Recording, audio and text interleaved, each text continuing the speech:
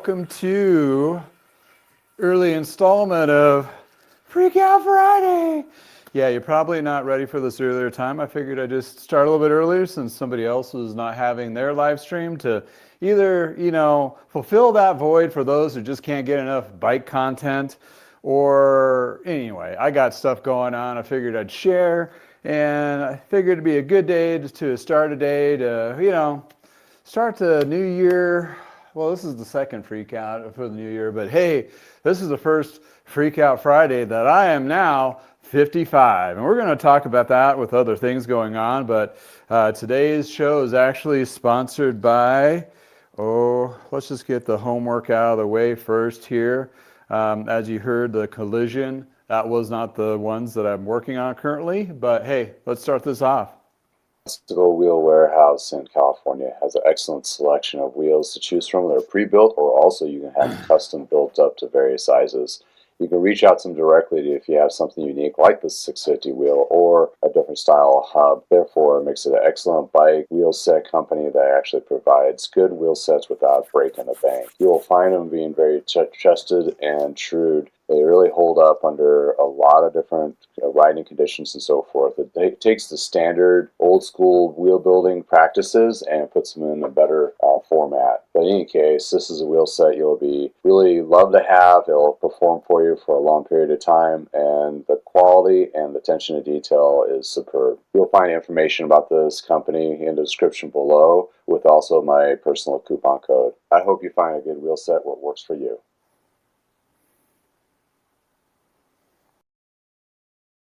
What? Oh, there I am. Yes, I'm a bike mechanic trying to do YouTube. And this is a live stream starting a little early today. Figured somebody else in the genre of our field of cycling community. And I figured some of you are probably like jonesing for extra bike content. So I'm going to add an hour to my actual show today. Reason being, why not? Right?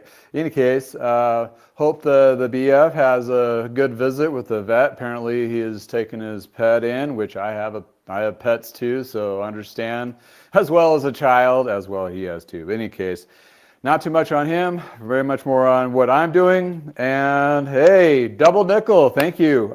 Starting out with another butt for chair 56. Interesting name, kind of classic, clever. Hello, people of the year 2026. Being my age, double nickel, Patrick Washburn. Hey, thank you for joining me.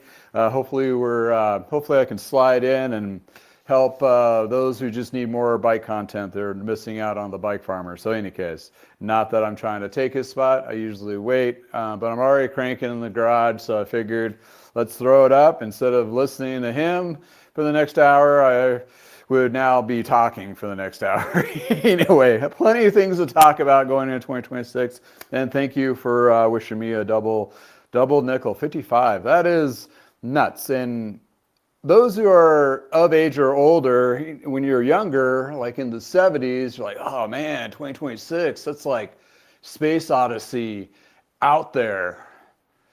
Whoa. I mean, we got some of the gadgets, right? As you're watching me from the smartphone and looking at the computer that had more computer power, or actually the phone had more computer power than the Apollo missions. In any case, here we're at, and we're not going to be talking about all about that stuff. I'm going to be talking about and working on this Team Fuji, and we're going to talk about that. I'm getting to the conclusion of finishing this up, running the cables. Started on the brakes, cables. I'm doing the derailleurs right now, and then we're going to do a wrap and kind of run through and kind of what I've gone through to get to this point on this particular bike, just a show and tell. I did get the latest Bicycle Retailer paperback version yesterday. Haven't had a chance to read through it, so we may flip through that, but honestly, people, I've been busy. It's like one of those things where the New Year's happened and everybody recovered and on the second, everybody decided to have their bikes worked on, which is great. It's awesome. I love it. My community is basically keeping me busy, which is what you really hope for the slow months in my area. So all of those who have been driving work my direction through these slower months, total thumbs up, and thank you so much for entrusting me and working on your bike. So I'm very humbled by that for sure. Should be the humble bike mechanic versus the grumpy one, which you're missing today, by the way. Anyway, there's going to be a few puns about that for the next hour until his show has actually been over, and then I'll just go. Oh, well, no, I'm just going to be me, as I always am. Oh, Carrie Apollo, thank you for the birthday wish. Another but for chairs. Thank you for the birthday wish. It's weird, right? Turning an age, and then you're like, celebrated on like social media. That wasn't a thing 20 years ago, right? So if it was very small. Now it's like you got to spend half your day just responding to people like, hey, thank you. I haven't heard from you in like 2 decades, but hey, cool. Thank you for wishing me your birthday. But I didn't even hear about didn't know what the double nickel was until like 2 days before when my old timer neighbor Craig was walking to the mailbox and I was walking my dog and goes, hey, your birthday is coming up. He's like, yeah, how old are you? I'm like 55. He's like, oh, double nickel. And I'm like, oh my God, this is something. And it turns out it's a thing. Anyway, all those who are watching, thank you for chiming in. It does make this happen. Those who watch Shop Talk Tuesday have a similar show, 10 o'clock Mountain Standard Time, whatever, in Colorado on Tuesdays. So this is kind of just a Friday show to recap the week-ish and what we've been doing and where perspectives of if you're a consumer going into a bike shop on Friday, you got a couple mechanics going, damn. And then the few that are going to be like, oh, I got to work this weekend. But in case, I do work on weekends, but I keep it more light and polite so I can fit in family time and so forth. That's the nature of how I built up this business, and that's how I enjoy doing it. But anyway. Oh, another year older. Yeah, I remember the 40s. Those were good.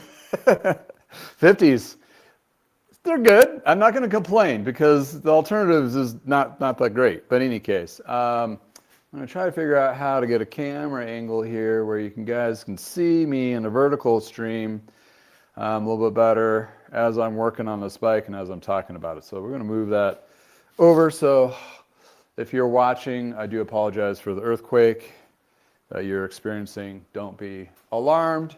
It is just, if I do a further out perspective, how about that? Gives you a little more of a huge shop experience. And I just got really small. I'll have to bring my little training stand card over so I can actually read your comments. So, old man, it's like one of those things you live stream just on your phone. You can't read the comments. Oh, well, I can't because I'm old. And therefore, I have to have my laptop here to be able to keep the conversation going. All right, so time to get busy. Actually, this is great. I love being, busy like this because that means I'm getting a little extra cash flow in, which is very, very helpful in the slower months.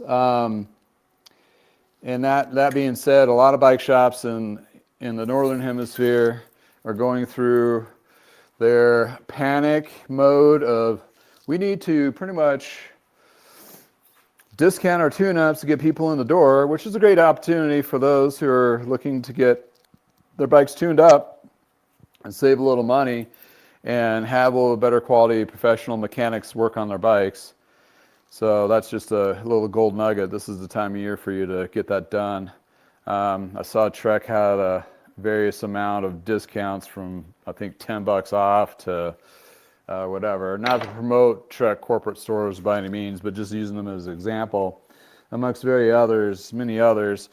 So also, kind of beware. It's like buyer beware. If it's a discounted tune from a corporate, it's going to be a different tune-up than a discounted tune from an independent bike dealer. Just going to say that out loud. Anyway, that's kind of how it rolls. So right now I'm hooking up the rear cable to the rear derailleur. All new cables and housing. I use stainless steel cables. They just seem to last longer. They're smoother. They're rolled. I use the Jaguar brand. And then I use lined housing that has grease already pre-lined in there from the factory, which gives it added sealant protection and various others. And this chain has been waxed, so that's why it's not going to be totally smooth right at the gate. And I got to break it down a little bit before I can actually use my little chain cleaner tool to wipe off the excess. But it's dialed, it's hitting them. I did a chain alignment on the back rear derailleur too, to make sure the hanger is all ready to go and ready, you know, all that good stuff. All right. Ooh, you guys are being all chatty. That's great.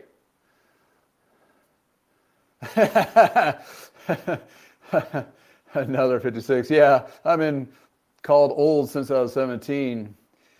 Yeah, looking at 21. Finally, the jerks are right now. I'm old, but I still have a lot of mileage left in me. Yeah, I'm just fine-tuned. I'm just like broken in. And I'm like, put it in perspective, I'm in my 30s for about 2 hours of the day. I'm in my 40s about 8 hours of the day. And the rest of the time, I'm definitely in my 50s. So it depends on the hour, when on an hour. And if you get me good in the morning, that's why I do these live podcasts in the morning, because this is my 30s me right now. Right around noon, you get your 40s me. And shoot, after I eat lunch, damn, I got to have a nap. That's where you hit the 50s me. So it's all scalable, that kind of thing. So anyway, so yeah, back to the Fuji here. Fuji, you know, as it's named after Mount Fuji. It used to be a Japanese brand back in the day. It's owned by another investment company or something like that owns Breezer and a couple other SE, BMX, and maybe a couple other brands. And they've always been known to be like the bargain brand. And back in the 90s, we carried Fuji as a line to mirror the Trek, GT, Mongoose, Klein, and Bontrager is the lines, and Schwinn back in the day. But I think we carried up Fuji after Schwinn went under, so we needed to fill a hole of more of a bike line. Felt like we had to have 3 bike lines back then to kind of the trifecta thing, or my dad was using it to, you know, pay off Paul to rip off Peter. He was one of those individuals. He should never have been doing bookkeeping. Rest his soul. He was a great guy, very lovable, but that part of the business could have used a lot more help. In any case, but Fuji still is relevant today. They make some decent bikes and still make a decent price point bike that is not too expensive for those, and they're a really good like a complementary line if you're a bike shop that's carrying other ones. This day and age, though, with all the disruption of the markets and everything and economical craziness, they might be one of the companies, if they have inventory, it's going to work with their dealers a little bit better, because they got to compete against the Trek and the Specialized, that kind of thing. So they may be a win for the shop in your neck of the woods, that kind of deal. But in any case, Roxy 7161 65 15th. Yeah, happy early birthday to you. Yeah, tell me how 65 feels 10 years from now. Woo! Hope it feels close to the same. So just adjusted the front derailleur. This has Ultegra componentry on it, which is a 2x9. If you wanted to upgrade this to a triple, the shifter you don't have to replace, because that's already designed to do a triple. But the front derailleur, crankset, bottom bracket, and the rear derailleur need to be replaced. So the rest of your drivetrain, and also if you do switch that out, you'll need to keep in mind now the cassette and also the chain. You may have to have a different length of a chain. Just to throw that out there as a little gold nugget if you want to convert that to more gears. Well, more gears was a huge thing in the 90s because a lot of road bikes in the early 90s did not have triples. They just had doubles because most of the bike manufacturers were building bikes in areas where it was flat.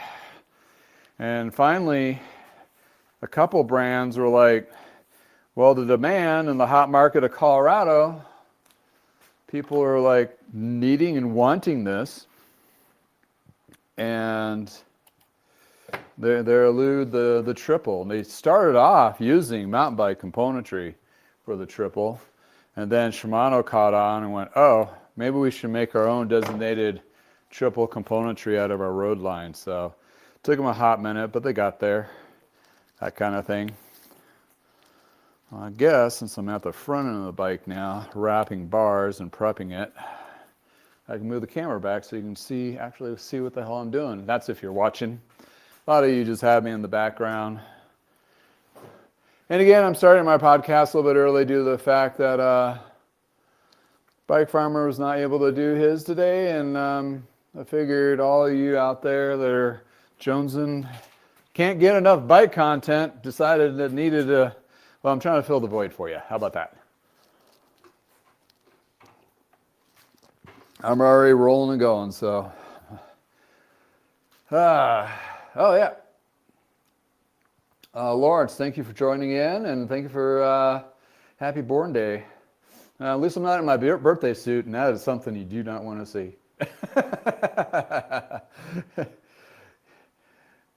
Oh, he started racing a mountain bike at age 55 again. Living the dream. You know, that's a story. I'm sure once you get in that like older class, you share with the group. You racing in an older class, that's where all the retired old racers live. And I remember back in the day, one of the guys in Parker Bikes, he did a lot of racing, and once he aged up to another classification where the former pros basically hide at, he said it sucked because he was at the top of his class, and then when he went and aged up, then he was just getting burned by all these, individuals that have basically, racing muscle memory, and they just go out there with hardly any training like Gary Fisher and just like smoke everybody. And Gary Fisher is one of those individuals that he'd come to shops and do promos and whatever, and then you ride with the crew, and the crew just gets smoked by this old dude. And then he'd party with him all night. Well, actually, he'd party with him all night long, and then somehow get on his bike and just burn him. I don't know what this guy ate to keep him going, but he's a legend in a lot of different ways. In any case, congratulations to you to do racing. That's awesome. That kind of thing. So I'm pre-taping the brake housing down. Keep in mind when you do that, it may change the pitch of the tension of the brakes. So you want to double check your brakes after you tape that down, and also do your wrap. Also the cable construction, you want to make sure you thread it all through so it's not binding when you're turning. The last thing you want to do is turn and your brake hit, and then all of a sudden you're on the ground going, what the hell just happened to me? That kind of thing. All right, so we're at the point, brakes are adjusted, shifting is adjusted. This bike I did, gotta grab some bar tape. This bike, it's early 2000s, 2001 to 2003-ish, somewhere on there. And the gentleman that bought this bike, he bought it used, and he has a collection of bikes. And he's actually building this up as a backup bike for whoever's coming to visit, buddies or whatever. So, got that going on. And he entrusts me with a lot of bikes. So here I am doing, it's like, go ahead and do the whole thing on this one. It's like, okay, stripped it down to the frame. Then I did clean the frame and detailed it. Put 2-3 stacks of ceramic coating on there from lithium. And then all the new cables in the housing. That made the paint pop. I mean, it's clean. I mean, it's you're kind of a boring black, gray, white bike, but it made it look really shiny and clean looking. That kind of thing. Wax the chain and just double check everything. But this bike, he did not like the tires that are on it. So he had another bike he's having me sell on consignment kind of thing. I don't do that as an advertisement, but a few good customers I'll do it for. And he had a K2, which similar components. The K2 had better wheels, so I put the better wheels on this one, the wider tires. Then he wanted wider bars on this, and I did a swap on the bars too. So I was cannibalizing and switching, and then in the same process, getting the K2 Mach 3 ready to go to be be listed. So anyway, the bar tape I'm using, I got off of Amazon. I've wrapped bikes on this before. It's a fabric, and it's not fabric. So the brand is FABRIC, that guy. And they have a 1.5 mil and a 3.5. And I decided to try the 3.5 mil gel. And what I like about this, for just recreational riders, everybody has their preference of bar tape. You've been riding a lot. But if you're looking, you don't really have a preference, this has a nice little gel strip built in. And this is the thicker one, so you don't have to do like those inserts. And these particular bars are kind of narrow from Ritchie. They're Ritchie Pro ones. And this, I'm just going to see how comfy this is compared, or maybe I need to stock or suggest those out there for the 1.0 if it's too thick. I figured to give it a try. So I'm just staging my stuff here. Doesn't look like that gives me the little extra little inserts. I like to put the back tap. There's like 4 or 5 different ways to wrap bars. So this is just how I do it. But they give you these little strips for the end, which are pretty much useless because they usually delaminate as soon as you take it off. So what I found, instead of vinyl electric tape, I've found rubber, and I found a skinnier one. I've been using this, and it's making it look a nice clean look at the end. Also, this is when I take my gloves off. This is like, okay, got to have the sense of feel and touch, and I'm at the no longer dirty stage of the tune-up, so that really helps out here. Who's all in here chatting? Oh, Joe Channel, how's your shop coming along? He has his own little YouTube channel, and he's building a shop out of his basement, so if you want to see him build a shop out and maybe get ideas for your own, definitely check it out. Yeah, I'm on early today. I figured I'd slide in the bike farmer space and provide the extra content that everybody jones for bike stuff. And I was already working, so not too hard. I already set everything up for later, so I figured I just would pop it on and see what happens. See who joined us. Here we are. We got quite a few people in. That's great. It's awesome. So what I'm doing is I'm pre-staging my final wrap tape. Therefore, that's a little too long. Didn't need to do that long. So I don't have to juggle with this.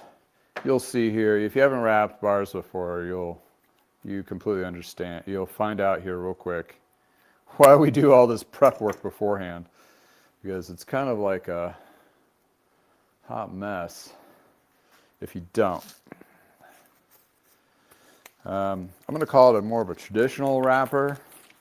I would make a joke that my dad would make a joke, but my wife always rolls her eyes. But I remember the day we were Parker Bikes Day, and someone comes in and is like, "Hey, do you wrap?" And my dad, as he was a jokester, just breaks out in some middle-aged white guy trying to act like he's rapping, like, you know, like that kind of thing. And of course, all of us just rolled our eyes like, oh, dude, serious. In any case, got to have fun with it. So this particular tape has a high ridge where the gel is in the center. So, which is a good part of the tape, of course, because it flares out on both sides. So you want to just overlap. Like the line where you just wrapped, you want to be close to center. I mean, obviously it's going to have to change a little bit when you go all the little curves, but that's where you want to start at. And I do like the little flap on the end here. Some people like a straight edge, use a razor cut. And depending how thick this is, I might have to trim it back to get the plug in there, but we'll see. That's the end result detail. any case, I hope everybody had a good week. You know, it's the kids are back in school and trying to get back into the work rhythm. And for me, our birthday always lands, you know, January 7th, lands right after all the holidays, and everybody's done partying, including myself. I'm like, oh, do I want to do this? So what I did on my birthday is I went for a bike ride, right? Imagine that. It was in the 50s, and it was nice here. So I went on a bike ride. Then we went out to lunch, had a nice lunch with the family. My daughter still wasn't in school yet, so she hung out with us. And then we went bowling. So that was fun. So it was a good day. Got some exercise in, got some good yummy food in. Did the whole family thing over the weekend. That's when they're available. And that's when I had, you know, I don't know. Maybe I'll have my tolerance of dealing with family ready by then. And if your family watching, please don't be insulted. In any case, it's all fun stuff. But, as in, I did this when I was 50. When I turned 50, you know, black 50. When I turned 50, I decided to do a challenge. Work out 50 days straight. After my, you know, starting my birthday. Just kind of kick off the, you know, it's January. It's, you know, that's where you think about trying to get off of the holiday extra, you know, loving. Less the love kind of thing. And did 50 days. So this year, I was like, you know what? We need to do that. Gonna do it. 55 days. 55 days of straight workouts. From riding my bike to doing upper, lower. We go through beach body on demand kind of thing. That seemed to work for us pretty well. And it's not too time consuming. You can do workouts for like 30 minutes or whatever, but at least get you active in the wintertime and you can do it indoors.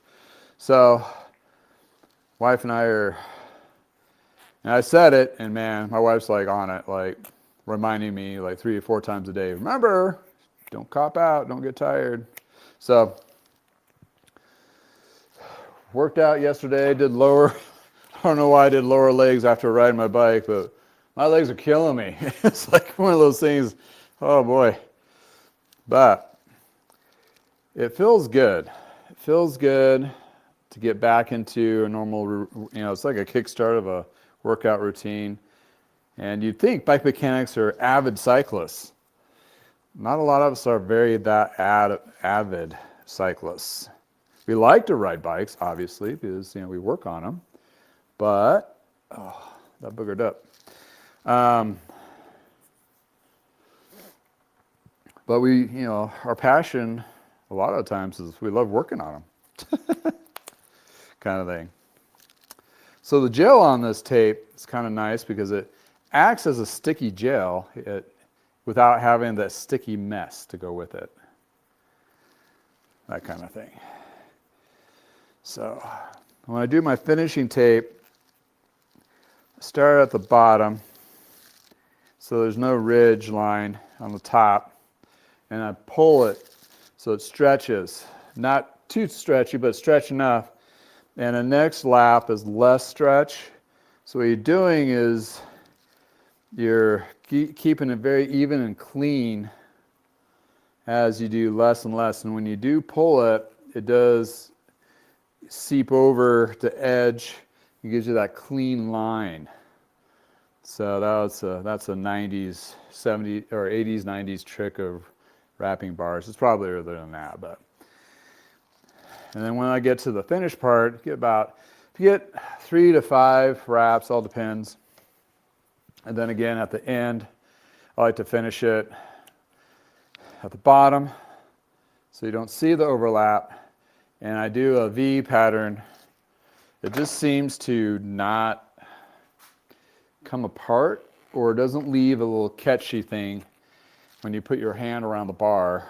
you can't really feel it. So there we go. That's the, put the hood back down. Now that's kind of nice, 3.5. I mean, it's bulkier, don't get me wrong, but it is pretty nice. Has a nice, so on the end caps here, you always want to be mindful of the logoing and make sure the logoing is correct, vertical, as you insert these. That way, it looks professional. just professional. Professional touches, you know, those kinds of things. So if you're a bike mechanic, you get your bike back from your bike mechanic and the decals are upside down. They're not attention to detail. Let's put it that way. All right. Oh, crunch of paper. All right. Check chat here. Oh yeah, Lawrence. Yeah, going back to his. Going to respond to your turning 55 and doing mountain bike racing, cross country racing. That's what XC is, cross country.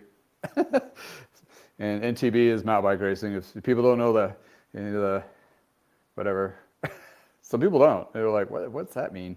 Just to keep it out there. Yeah, wrapping bars is an art. That is very true.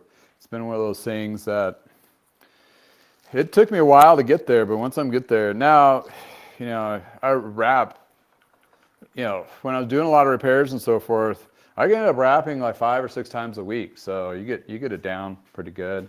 It's all practice. And different tape all has different experiences. So not all bar tape is alike for installation. So be mindful of that. Yeah, back to your, oh, Joe. Yeah, I'm on, yeah, Arlette, young fellow. Yeah.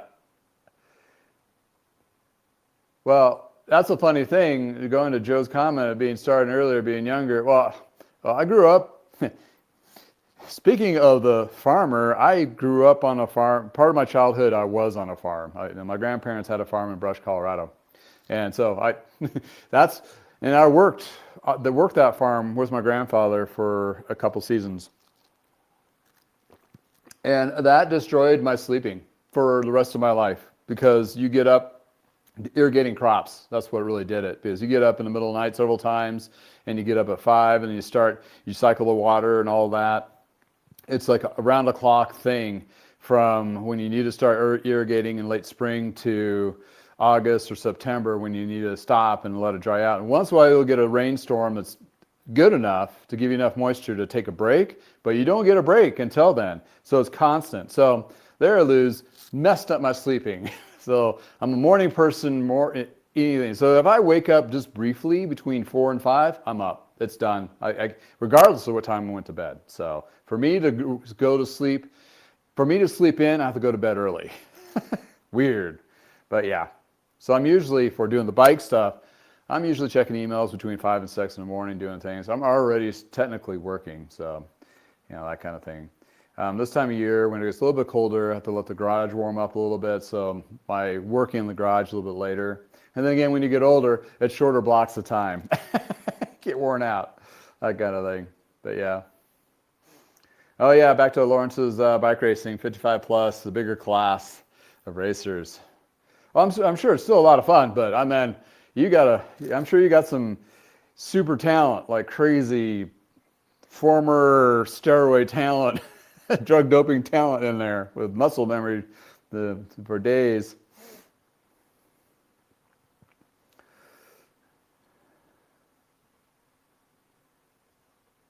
All righty.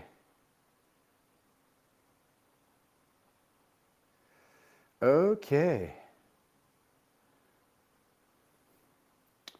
Oh, Rob, thank you for joining. 3036. Keep living, keep writing, keep being all you can be. Or as the source fellow soldiers said back in the day.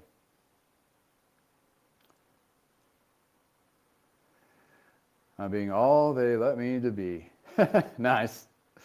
Nice. Good quotes there. Oh, soldier since that sour. Yeah, I think we figured it out.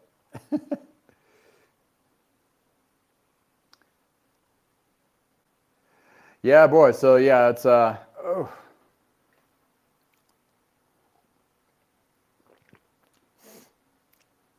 So that's one side of the bar tape. It looks really clean. And now we're going to proceed on the other side. I'm going to move my table here so I don't butt my coffee and spill it. Yeah, so super grippy, absorbing, gnarl gravel tape. It's not gnarly, but it's gnarl. I find some of these things that are made overseas, it's kind of funny. Like I came across a bike manual, and obviously the graphics got cut off, but it missed like the L of manual. So it's like, okay, attention to detail in the manual. Oh, that's really going to be a good read. Just to say, that kind of thing. Okay, we got our finishing tape, got our scissors. Yeah. So yeah, this is a backup bike, and I don't see very many of his backup bikes because they don't get used too terribly much. Enough. And sometimes they need a little bit of work. It's mostly when they need adjustments. Like the other one, we'll probably have time to share because I'll finish this one up, go on to the next. He has 3 bikes in right now. This is the big one. This has the big tune-up. Other ones are bar tape on one with the Redshift wings, and the other one has oh, I forgot to cut the thing on this one. Oh, is there enough on this? Extra bit? This is where it gets tricky. Yep. So this is the trouble right here. If you have to do something other than, if I let go of this, I mean, you can use like spanner tools. You can slide that in there as a trick, but they're way over there. I don't typically use them. Don't have anything close by to hold the tape in place. So if you forget or have to do something, you either have to let it go and start over, or have the death grip like I have right now on there. So hold it in place. Some tape will hold or stick and stay, but you are applying tension on this as you're wrapping it, and it unravels if you don't do it correctly. And I don't pull all the sticky stuff or this has, I'd say it's tacky rubber back, but if you have tape that has sticky stuff, you don't want to unravel all the tape or the covering off completely, because when it hits the floor, it might pick up extra gunk, and you don't want that gunk in your bar tape.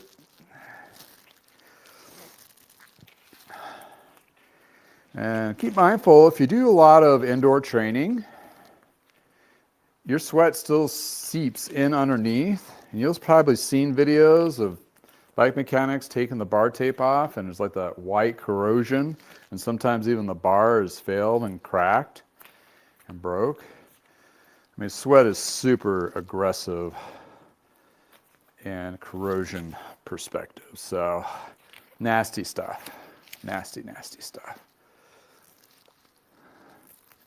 Trying to get it all lined up right so it's all purty. Because, I mean, when you're riding a lot, I mean, you're supposed to be looking at the road, but sometimes you're just looking down. And you want this to be the visual cockpit. You want it to be perfect, because you don't want them to be sitting there riding their bike going, that's not quite right. There's plenty of other things that may not be quite right, but, you don't want to be obvious. So I'll line this up on the back side so the pokey part rolls over to the bottom.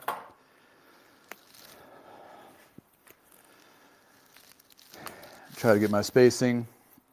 Some mechanics will count how many wraps they've done around as a professional touch.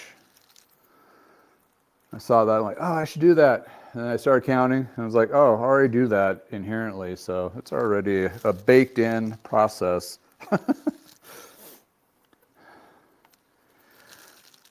And I figure it's one less thing I need to like do while I'm trying to do this.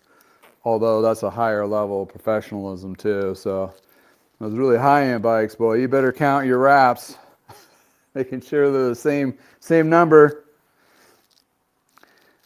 As long as it feels good, you should be looking at the road, not be so concerned. All you want to do is make sure it doesn't unravel on them, you know? And if you do a tight enough job, it does have that, I mean, I guess a water barrier-ish to it. But yeah, that looks clean. Look at that. Super clean. In any case, wrappings are art. Some people get it. Some people don't want to do it. It's fine. That's why we're here. That's why we do a lot of this stuff. I'm the same way. I mean, I could plumb, but I don't do plumbing. I'll do minor stuff in emergency if need be.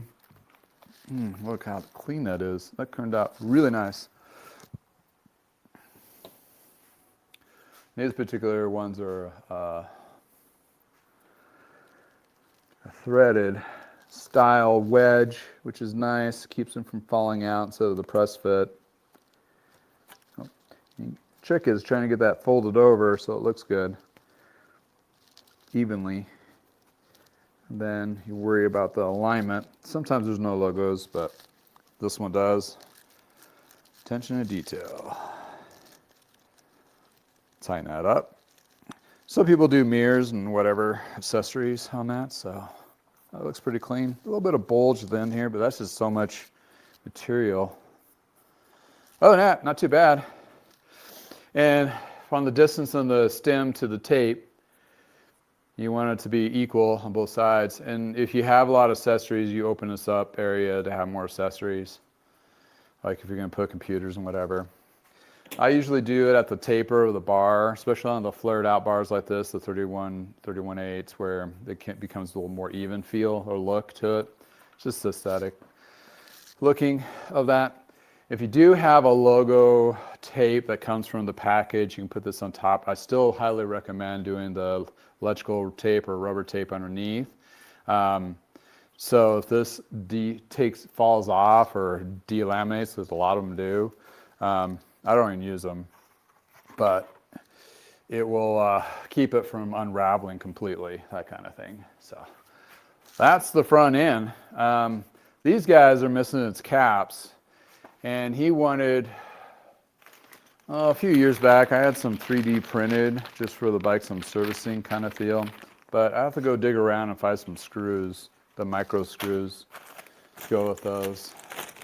I have to steal off of a couple dead shifters, which I'll have to do some digging for. So I'll do that later. Oh, I froze. Oh, there I didn't freeze. All right, hopefully everybody can still see me, or I'm just like talking to myself, which I've done before. Like, oh, wow, the stream stopped for some reason. Oh, damn, I'm just talking to myself. Wow. Yeah, I'm all kinds of special. All right, let's take a look at some of the chats here. Catch up on that. All right, you guys are jibber-jabbering amongst yourselves. Awesome. It is a community.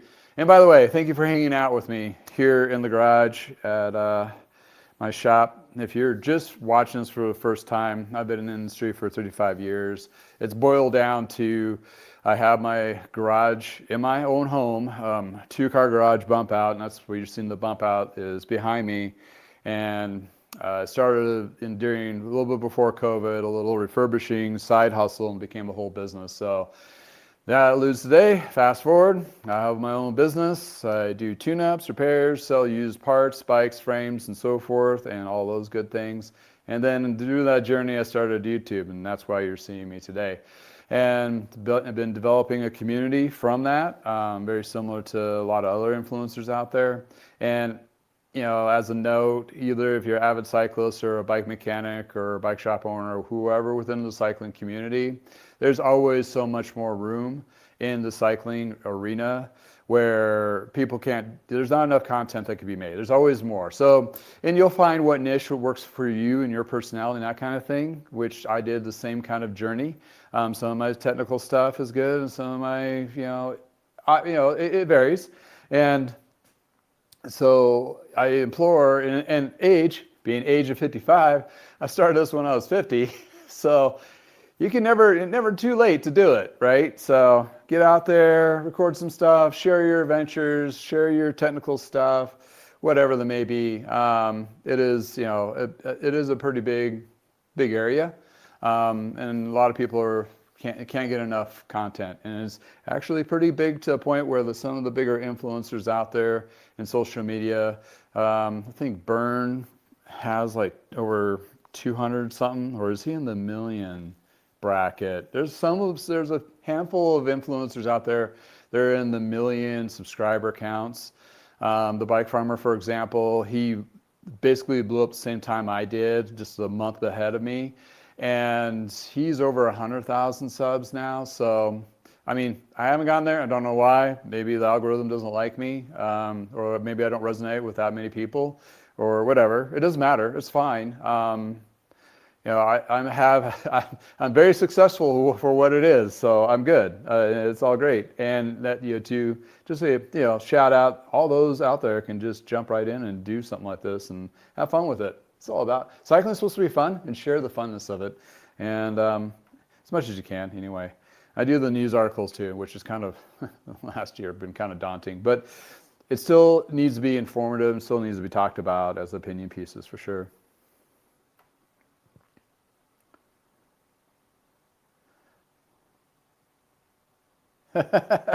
Oh, am I freaking out about my age? When are we all? Time is ticking, man. If you're referring to age there, Rob, yeah, freaking out.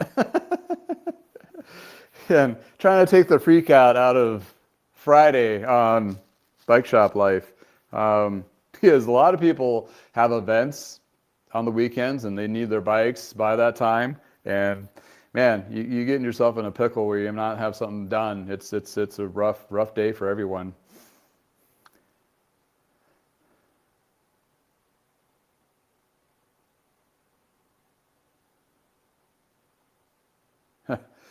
All right. Chinchilla cork was my favorite. Oh yeah, chinchilla is really good stuff. Definitely. Age. Do you know what is good about getting older? It's better than not. Getting older. Exactly. Good one, Joe. Absolutely. Well, I mean, on a side note and sad note, my dad passed away when he was 55. And granted, he's my adopted father, not just a stepfather. He's an adopted father, and very strong influence. And he's the one that opened the shop and everything. And he passed away at 55. And even though I don't have any genetic makeup that would, worry me of that perspective of it, but on the flip side, it's still in my head, right? So my main goal for 2026 is not dying. So, yeah, it's a dark way of looking at it, but still, you got that in the back of your head, and you're like, okay, I need to do things to be a little bit healthier. So I'm working out 55 days in a row. Oh yeah, on the back end of that 55 days, on the next warm enough, nice day here, which we probably will, it'll be in February, but hopefully it'll be a nice enough day I'll be able to do a 55-mile ride. So I want to be able to ride my age. That's inspired by Kirk Globe himself, which he rode 72 miles this year. And he did that in August, I believe. And that's following having a heart attack in March. So this guy, very committed and doing really well. So that perspective. All right, so I'm ready to cut cables. I think I need to change my camera position again so you guys at least kind of see what I'm doing. So me just walking out of the frame constantly. So that probably gives a little bit better. Cable ends. Yeah, I still use the traditional crimped cable ends. Let's see what flavor. I like colors. Just add a little style. As my dad says, if you're going to do it right, and also do it with some style. So here we are. If it doesn't match, or it doesn't match on, I go with gold as a signature color. I don't know why, just because, I don't know, gold doesn't match anything else, but it does stick out, I guess. I don't know. I'm weird. You do weird things sometimes as a pro mechanic doing things. Yeah. When I say pro, not professional race circuit pro, just been a professional mechanic for a long time. So on the brakes, I like to do it right about the end of the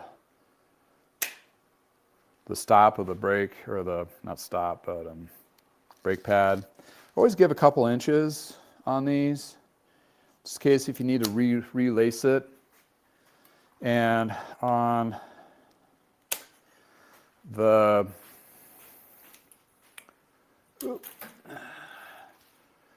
front derailleur on these, I like to do longer enough to loop it down back over on itself and zip tie it to the cable going into the derailleur. That way it tucks away that dingle, so it's not hitting your foot or the rider's foot. And then you have plenty of cable left if you need to do any adjustments, and it doesn't fray, or it doesn't have a less chance of fraying. So kind of a added bonus on that. That's the only one I do longer. All the other ones are about 2.5 inches. You know, long enough to be able to reuse, short enough, doesn't stick out and ping anything. So that's what I do with my cable ends. So yeah, back to Fuji. Good line, bargain line.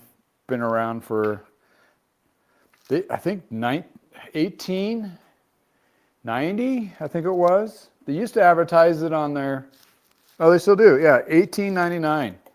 Well, at least on this one. I don't know if they do on the other ones. So the brand's been around that long. The owning of the company hasn't. The company that owns them now, or is more of an investment style branding company. But in any case, brand being around since 1899, that was pretty good.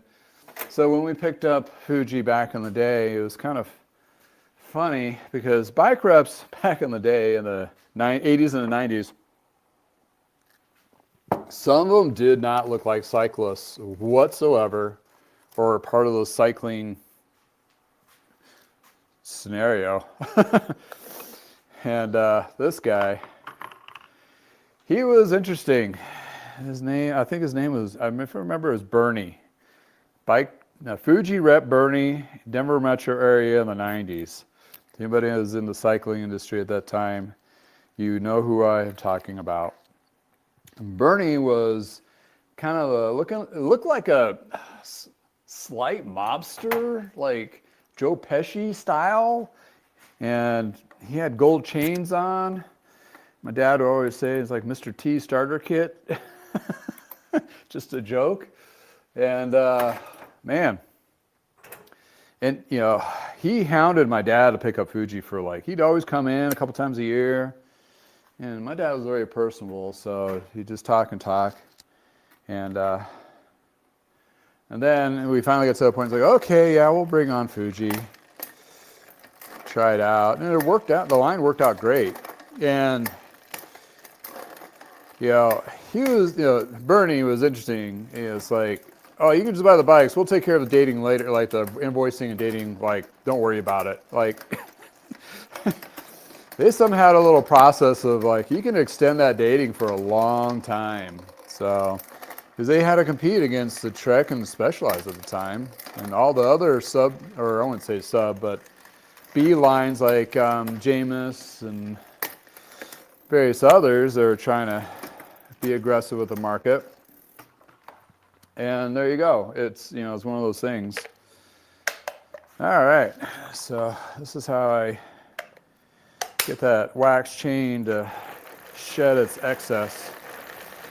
This is a completely dry chain cleaner hand one, which we all in the industry know doesn't do anything except for make your chain more dirty.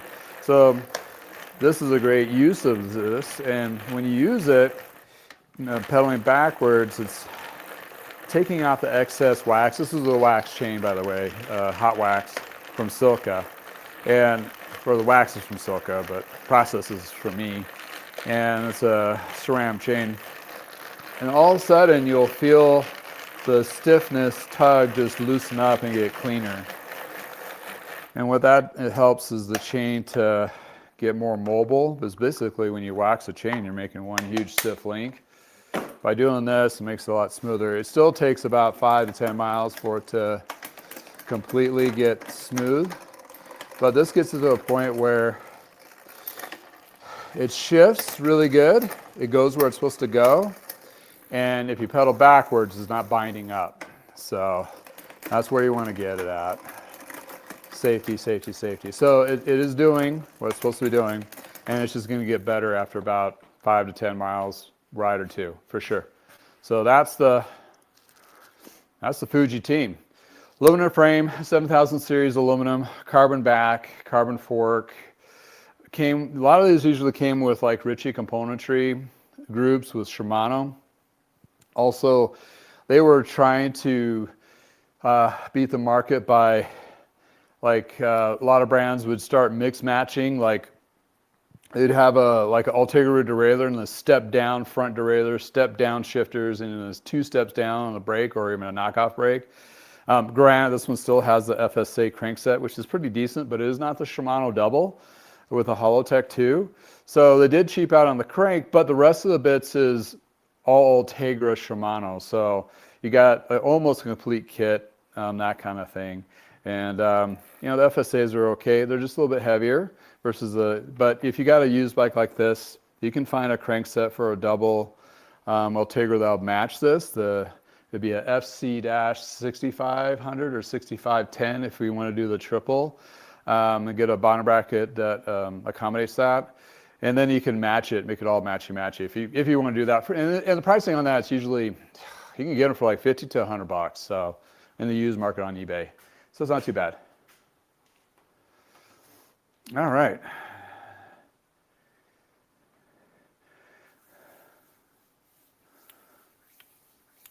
'51, thank you for joining. Appreciate it. Let's see here. Happy birthday. Thank you. Oh, yeah. In the cycling realm, thank you, and being part of the community, too. Let's see. I know I'm behind the stand here. Hi. I'm going to move the camera back, but I want to move the bike first. Well, yeah, something like that. And wireless electronic shifters and derailleurs. Your thoughts? I love mechanical because there's a lot of benefits to the older mechanical style. But unfortunately, that's the direction the direction the industry is going.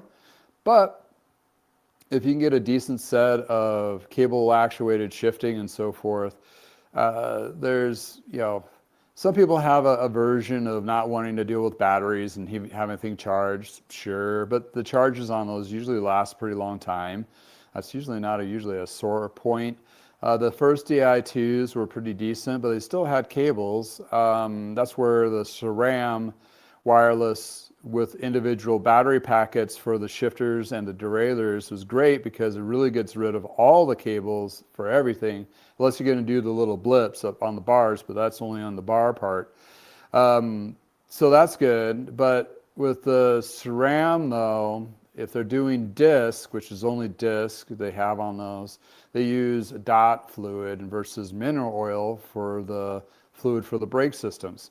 Well, the dot fluid is not great material to use because it tears up and eats away at the internals, and they've had issues with it, and it becomes more problematic for a mechanic because once that's done, it's done, and all of a sudden you have a dead toast shifter kind of thing, or at least the older stuff where they're not giving the parts for rebuild kits anymore. So it adds another layer, it adds a potential mechanical layer of complicity of maintenance down the road. As a new, you're not going to really know the difference for a few years into it, so it's going to be fine. And if you rotate bikes every 5 years, you're not going to have that problem. It's going to be the next person.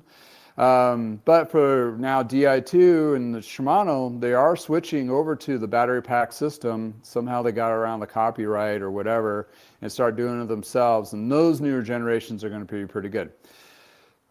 For mountain biking, it's sweet, it's cool, works well, but if you wipe your bike out and you take out your $500 derailleur, that's an expensive hit.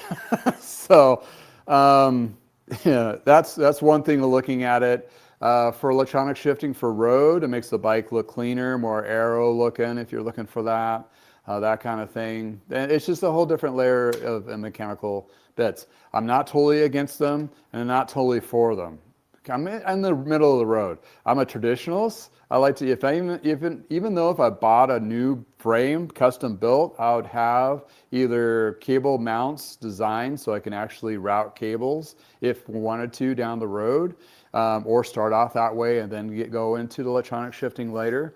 Some companies like Fairlight have that option as a frame, so you can do those kinds of things. But when you're looking at that last bike I worked on, which was a number 22 titanium, there's no place for any mounts for shifting and so forth. So it's electronic shifting or nothing on that particular frame. So we're, if you went new and you like new stuff and you can afford it, you're just going to have to deal with it. Especially on the upper end stuff, or have custom stuff built and use older componentry.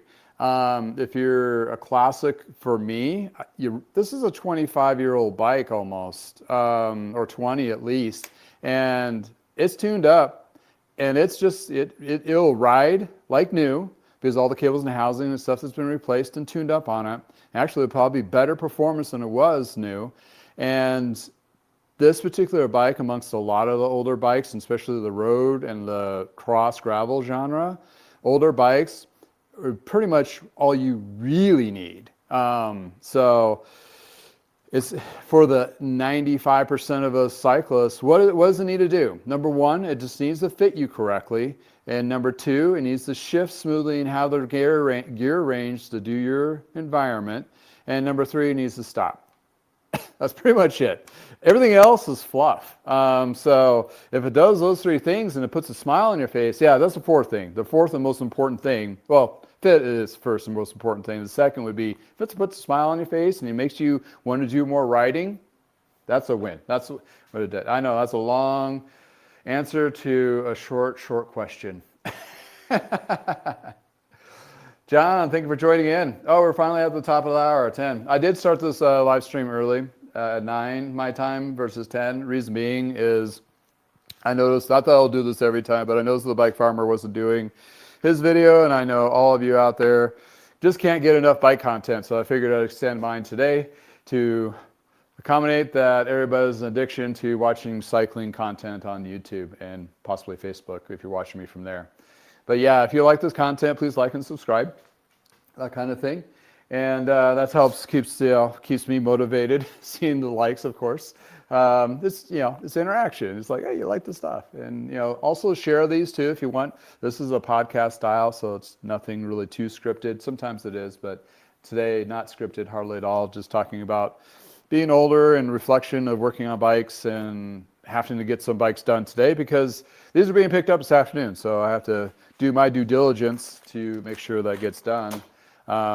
Not that there are any rush, but I had in the last 3 days, 3 more bikes come in on top for scheduled service. So I need to get these 3 out because, again, I'm in a garage and you're seeing a corner of it and I am limited on space. And that's including the space for the bikes that I bought to refurbish or to sell for parts. So I got a twofer going on right now. And yes, some of the bikes do bleed off into the basement. So that's my backup storage. And the wife doesn't like that too much. So, but there we're at. Okay, I think this thing is dialed. Not super pleased on the front. Let's make sure we get this dialed in. There we go. I want to make sure the limit screws are not rubbing. A little bit of cable adjustment. And I always try to keep the barrel adjusters have enough room for adjustments. Because the housing, I try to pre-compress it as much as possible. so you don't get a out of adjustment, but it happens regardless. How much you try, it's still going to happen, that kind of thing. All righty. So yes, it's Freak Out Friday. Here we are. Thank you for joining and being part of the community of watching me today tinkering on bikes, because it's just amazing for me to believe or think that I have a strong enough service community that they're individuals that have several bikes for the most part, but they're like to keep me busy in the off season. The one that owns this one here, he specifically, like, if you ever get shy on work in January, February, let me know, and he'll float more repairs my direction, which is awesome. I mean, that's, one of those things. He wants to make sure that I'm healthy as well as keeping his bikes healthy. So it's a give and take. It's part of the community feel. And I have several customers like that, and I just feel very fortunate. And very fortunate they entrust me to work on their stuff and everything, and being part of all of that. So it's great. I love it. And it's very crazy to think doing this, and I have people driving hour and a half to have me work on their bikes, because they either saw me on YouTube or somewhere, or they've got referred by a friend, what have you, and they are. It's very it's kind of crazy. I would not have thought that would be a thing that could be, and here I am. Here I am. All right, I got to go find the next victim. All right. Let's see here. Answer a couple questions. Gary, thank you for reaching out. Happy birthday to me. Yeah. Thank you for the birthday wishes. Oh, appreciate. I mean, if you're watching, that's great. Thank you. It makes me feel good. Plus, being a bike mechanic in his garage by himself all the time, this relieves the conversational stress off my wife. So she doesn't have to hear me talk about bike stuff all the time. I can shut it off. Talk about other stuff. 65, Bugnut, thank you for the happy and good morning to you. And GPAS 7144, good morning to you too. Grandpas. Yeah, I'm not a grandpa yet. I hope my son better take his time. Oh yeah, you're welcome. 51 of my insights of. Also on the didn't mention on electronic shifting. It's been a godsend for aero bikes for triathlons. Just going to say that out loud. Maybe worked on a triathlon bike and their cable routing. You're talking about pain upon very large amounts of pain. All right, here's the second sponsor. We're going to launch him. Bill from Vital Bike Chains, if you're watching, this is out to you. A shout out. He does wax chains he waxes new chains, and he has chains in stock that are already pre-waxed, ready to go. So if you're looking at getting into wax chains, this is the way to start it without having a hot mess yourself. A popular chain process or waxing of Vital Bike Chains provides brand names like Shimano, SRAM, and various others to be cleaned in high detailed 5-step process and then waxed to your professional level with either speed chip or endurance chip, which has been proven to have better performance and better lasting events and recreational riding. It takes care of the messy process, and all you have is the clean wax chain ready to perform. Check them out. Discount code with a link below. All right. Oh, it reminds me, I have my chain waxer warm. Make sure I'm not burning any wax, because I'm going to be re-waxing this guy's chain. He already had it waxed before. He's one of those individuals that's fallen much in love with the wax chain, And the people that just dropped off their bikes is a Rivendell and also a Waterford. Some cool classic bikes coming up in my channel. Either short videos or just highlighted or watching me work on it, that kind of thing. So we'll start off with the chain. He didn't say anything about doing the chain, but since he's here, do two things. One, chain check it, make sure it's not stretched out. And then if it is, they're gonna have to tell me I have to buy a $100 chain. Yeah. And the newer chain checker that I bought is the Park Tools CC 4.2. Reason being, it doesn't have any moving parts, as Bill would say that he likes that Vital bike chains. But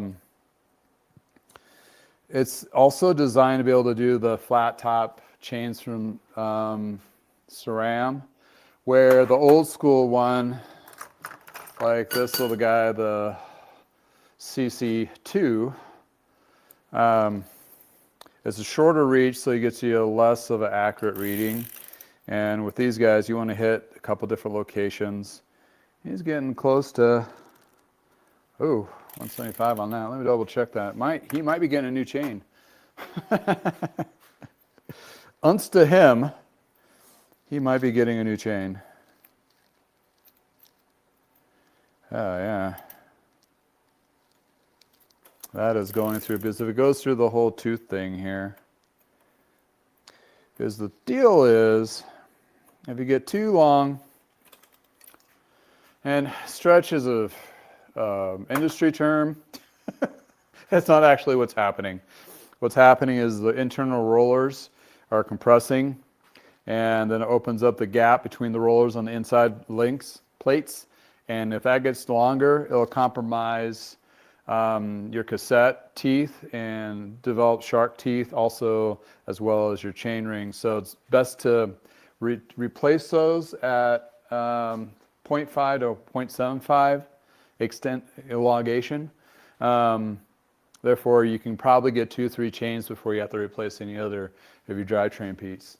Hey Bill, Vital Bike Chains, thanks for joining the chat. Happy Friday to you. And of course. Yeah, he has a coupon discount code, so if you want to try out the pre-wax chains, and they're not, I mean, the prices that he has to tell you on these chains that he has for sale, the markup on them is cheaper than if you were going to do time-wise, just the time for you to do it yourself. It's cheaper to go that route because there is a time element to it of cleaning the new chain. And since he has a system so much more efficient, and it's like, it's like a volume thing where is able to accommodate that. But in any case, it's a, you actually are winning money-wise, time-wise, if you just buy a chain that's pre-waxed. And there's some other ones out there, but what I found with other chains that are pre-waxed is interesting. There's the ConneX has a pre-wax one, and it doesn't seem like it has a thick coating. Like it's like really shedded off kind of thing. And there eludes. Oh, I'm trying to figure out, is it a 10-speed or 11-speed? I think it's 11-speed, isn't it? 2, 3, 4, 5, 6, 7, 8, 9, 10. Okay, yeah. EB 11-speed. Yeah, I got to count. Oh well. I have one, but it's not wax, so I do the ConneX chains, which is good stuff, but the more popular brands is SRAM and Shimano. So, but what this one's really in for is, I call it has wings, for lack of better words. It's this stuff here. And while you're looking at that, I'm going to sneakily move you back over here because it's more of a bar end thing. Bar end or bars?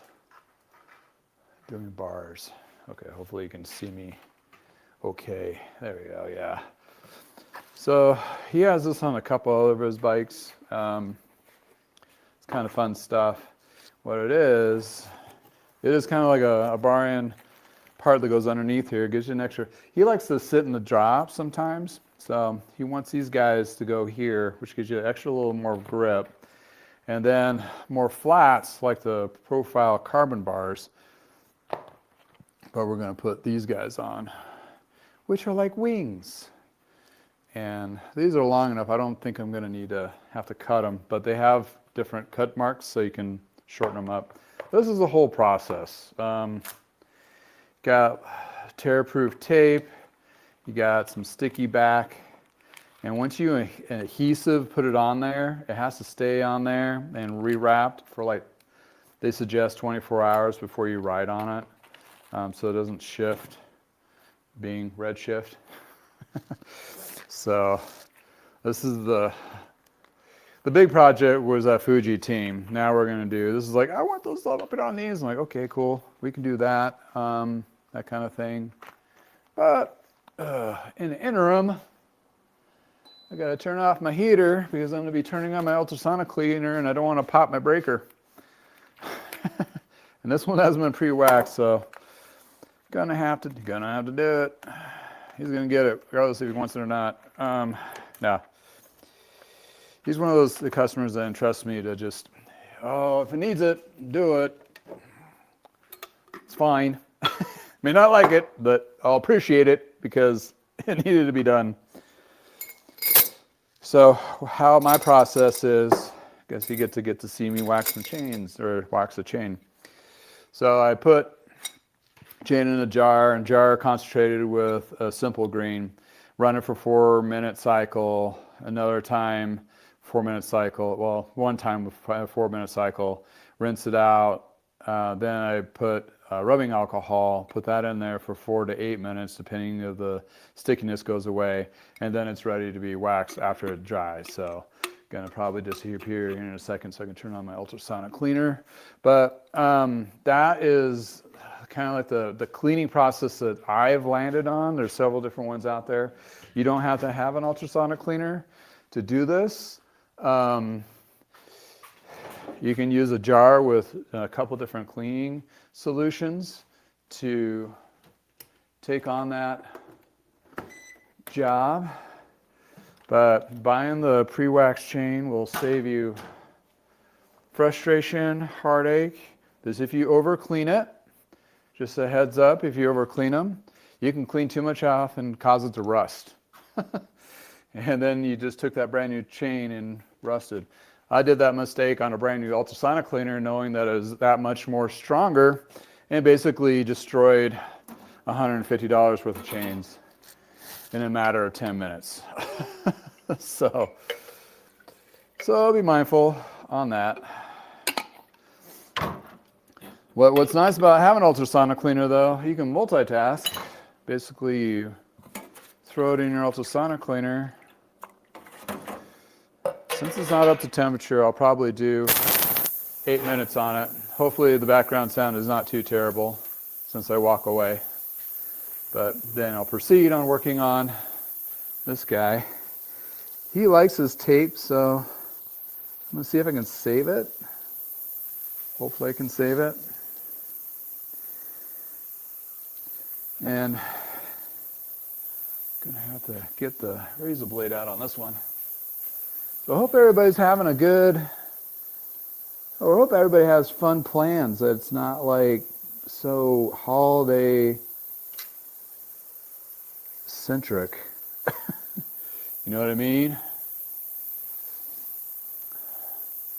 Also, a fun note on this stuff is they sell extra long bar tape, Redshift, for doing the wings.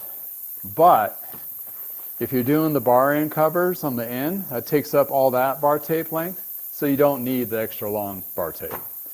They kind of imply that you do, but save you a little bit of money. You don't need to do both. Or if you want to, it's fine. If it needs to be replaced, probably suggest it anyway. But that's what we're looking at. Okay, so most often than not, you can't save the bar tape. depending on the brand, if it has a really sticky back, it's going to tear. Even if it doesn't, it may still tear. This has like a light gel to it, like the brand I just put on the other bike. And to be able to get it to detach itself without tearing the tape underneath, you tug it, give it a good, like a good pull. What I'm doing is kind of at an angle, delaminating itself or adhering itself to the tape on the back side or underneath. Because on the inside here, if you can see, if you're watching, that's the part that's going to get eaten up, pulled apart. So if you pull that tug, it takes that sticky stuff and shifts it to the side and kind of loosens it before you pull it straight up. Because when you pull it straight up, it's going to tear more often than not. So far,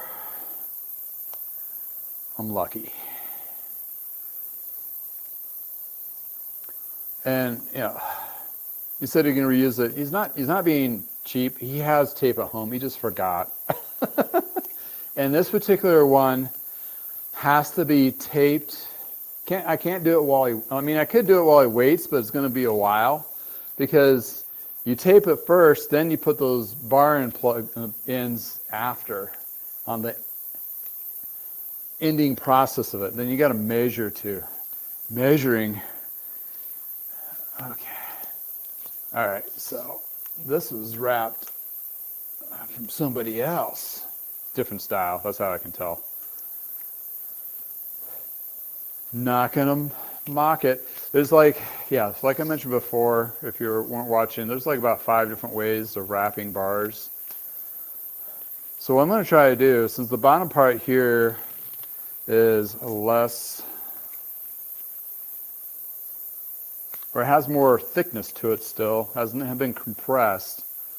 So I'm going to try to flip it. It's not logoed, so I'm not worried about that. So I'm going to try to flip it so the more padding is going to be on the top part than on the bottom.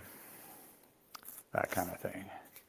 And hopefully the ultrasonic cleaner is not making too much interference for you guys. So pull this guy. So my head, since I did start working on these bikes at 7 a.m. this morning. My idea, and also 7 a.m. yesterday morning, that Fuji took a while because I had to do bike part swaps, so it kind of threw me for a little bit of a loop. In any case, nor here nor there. In my mind, though, is in time efficiency. I was hoping to finish that tune, wrap the wings on this guy, double check his bike. I have another one. It's just been tuned, so I don't have to do too much to it. But he did a stem extender and the front brake cable actuated front brake. The housing was too short. Well, it became short because he heightened it by like 5 inches. So that being said, we're going to be rewrapping, putting a longer cable in the housing for the front brake, and then rewrapping the bar. But hopefully I only have to rewrap the one side. Okay. I was like, now I know why the tape looked weird on the finishing tape, because I didn't wrap it. I mean, I've done a lot of his bikes, so he had somebody wrap this, or he attempted it himself, and if he attempted it himself, he did a good job. But the finishing of it is different than mine. It's like back to that art form. It's like your little attention to detail. It's an art of how you wrap, and that goes back to my latest concept. I'm trying to make it clean and clear of a concept idea I'm working on. There's the good enough bike mechanic shop. It's mostly usually the service department. They do the tune-up that is good enough to accommodate the price that you paid. for the tune-up. And then you have other bike mechanics in shops. It's usually a shop thing where it's done right, and it's not done until it's done right. Maybe that's how I coined it. I was trying to figure out a phrase, and if you have a better phrase, throw it in the chat or the comment below if you're watching this and you want to contribute to the idea of the overachieving mechanic, which, you know, not nickeling the diming the customer. Like, I'll just do this with the concept of saying, yeah, I did this, this, and this. Obviously, you're going to note it. You should note it so they know, the customer knows what you did to the bike and what extra work you put into it. But on the flip side, you're like, as my dad used to say, on a lot of small jobs that, you know, a quick derailleur adjustment, air up the tire, or whatever, you go to the customer's like, oh, I'll charge you twice next time. Not that he's going to charge you twice next time, which one customer did think that, but that was a different individual and different in a lot of different ways. But that kind of concept, like, I'm hoping that you'd come back and have, you know, me do more service. I did these other attention to details to make your ride experience better, that kind of thing. So coming up with a good phrase that, you know, as a mechanic is the opposite of just good enough. What would that be? What's the phrase on that? So that'd be my what I want to see. Who has a better idea? Not the overachiever. That just seems like you're just being a jerk. And I'm not trying to be a jerk about this. It's just the philosophies of the service departments. And I've worked in all kinds. And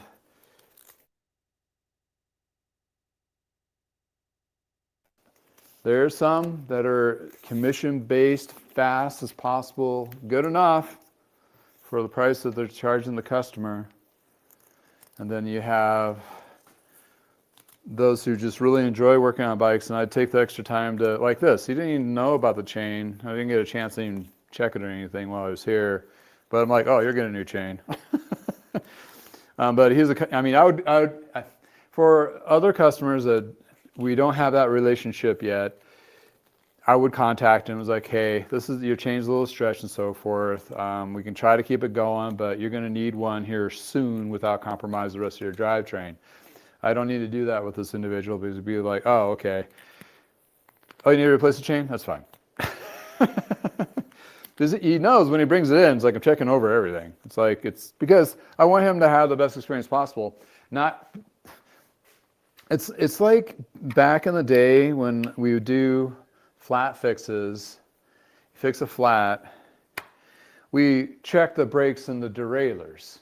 Because a lot of them were rim brakes, so you kind of had to make sure that everything was put together, back together correctly, and it's just right. So you are already kind of doing a quick mini tune on the brakes and derailleurs, or at least an inspection at best of doing that.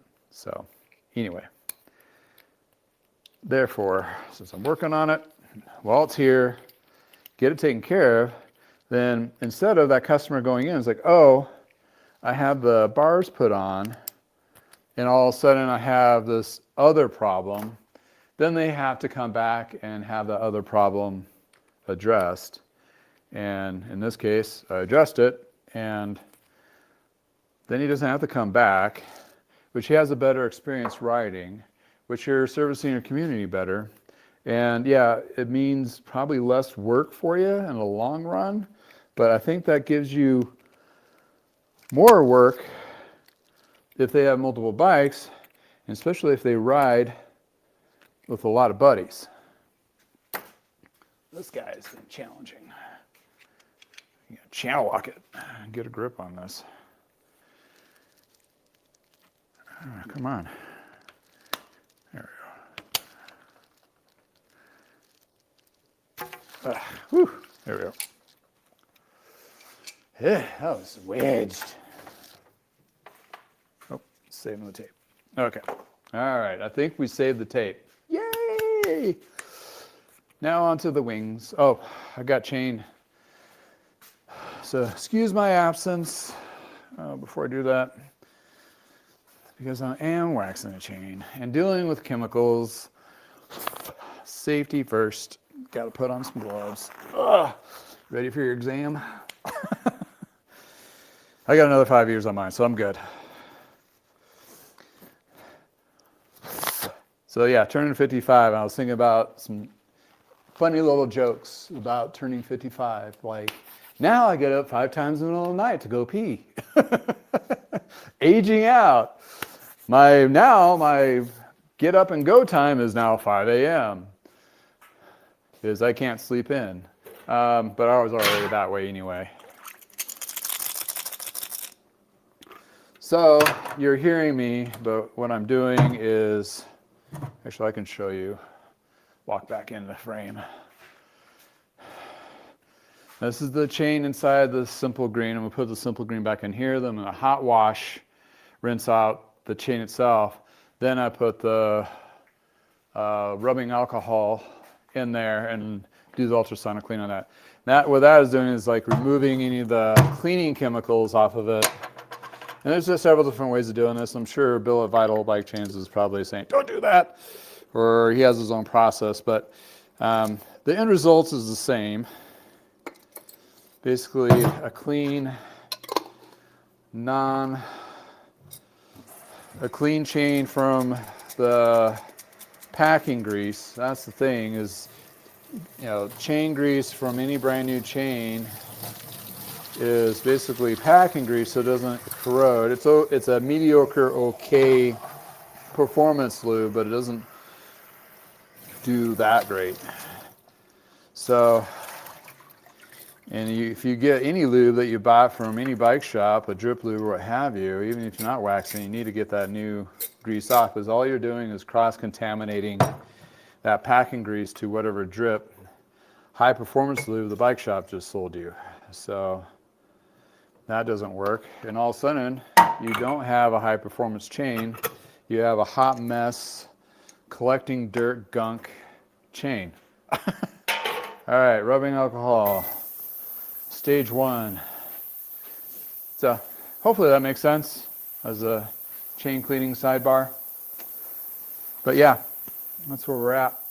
Okay, so wings. We have wings. First couple of these I did, I was like overthought it. But then again, you want to make sure you do it right. So you try to figure out the spacing. See if you're going to need to cut the ends off of these, because there's cut lines if you need to. These bars are wide enough. I'm not going to follow the match of the curve of the bar. And you don't want to fight it. So you want to put it where it naturally lays, and that's kind of how it's designed. And once you get that figured out, there's a double-sided sticky tape that you have to adventure on. There's a whole bunch of warnings on there. What's it say? Read instructions prior installation. Best results. Wait at least 1 hour after installation before riding. Okay, it is 1 hour instead of 24 hours, but I'm not going to be jumping on this bike anytime soon. It was cold this morning. Winter finally showed up. Chilly. I had to drive my daughter to the bus stop. So, okay, what we're doing here. I don't know if I want to do this live. No, just kidding. So I'm going to mess up. Double-sided. So you want to take the first side, and this is kind of like that. It's tape. It's like this tape, but it's double-sided stickiness. And it is designed like it matches and mirrors the angle. So we have 2 pieces here and 1 long strip. So you want to put this tape in there first, following the angles. Nothing earth-shattering here.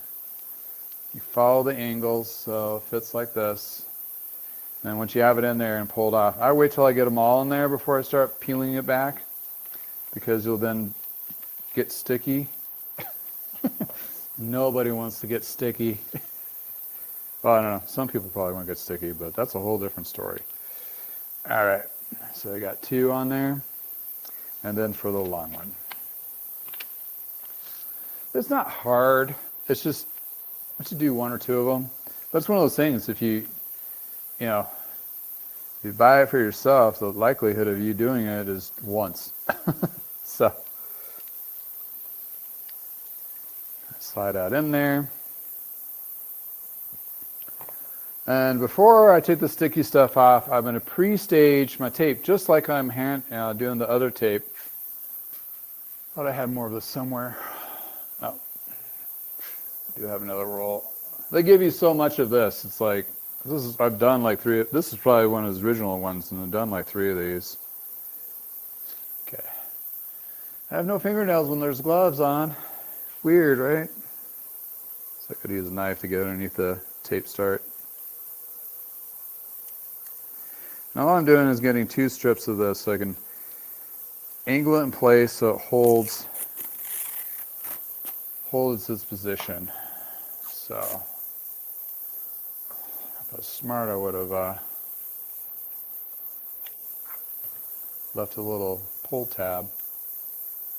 1, so I need 4. Because I'm doing 2 on each side. You don't need these on the bottom part. Those are just like a regular bolt-on grip, really. Kind of clever. It's kind of comfy. I mean, I've test ride several bikes that have them on there, and they're comfy. It's not for everyone, though. But, see? I mean, how much more? This is what I've used several times already left. Then you use it for other things around the house. Tape up your kids' stuff so they can't get into it. That really freak them out.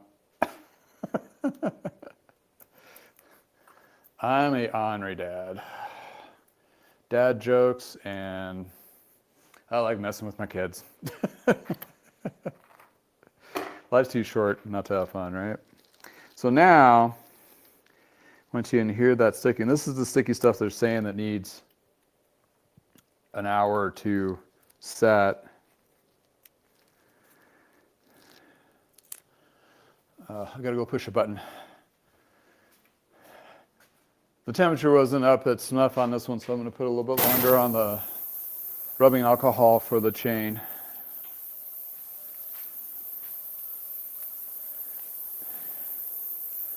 And all I'm doing is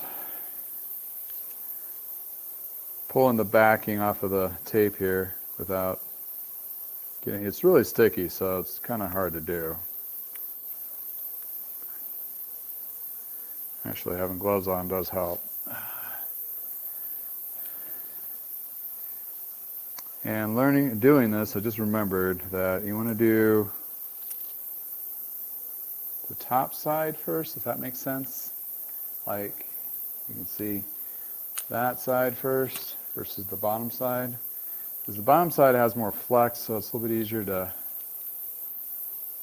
get the corner of that tape. Less challenging? Oh, bad theory? Okay, yeah. That works. All right. So you got your pre-stickified bar. Oh, you want to make sure. Sorry about that. Get the right side. So this is like a one-shot deal. So you want to get it lined up on there. Right off the bat. Let's see. There we go. One shot deal, because once you pull it back, that's why you have like 2 extra mess ups you can adjust for. I try to get it lined up, and that's what these tapes are here for, so I can give them in place so they stay while when you rewrap the bar, it doesn't go anywhere. It doesn't shift on you. As a Redshift shifting.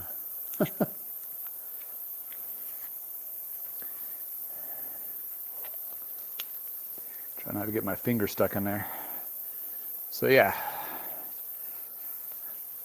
They are comfy. They convert, like, you know, your standard aluminum frame bar tubing to be flared out like the newer style.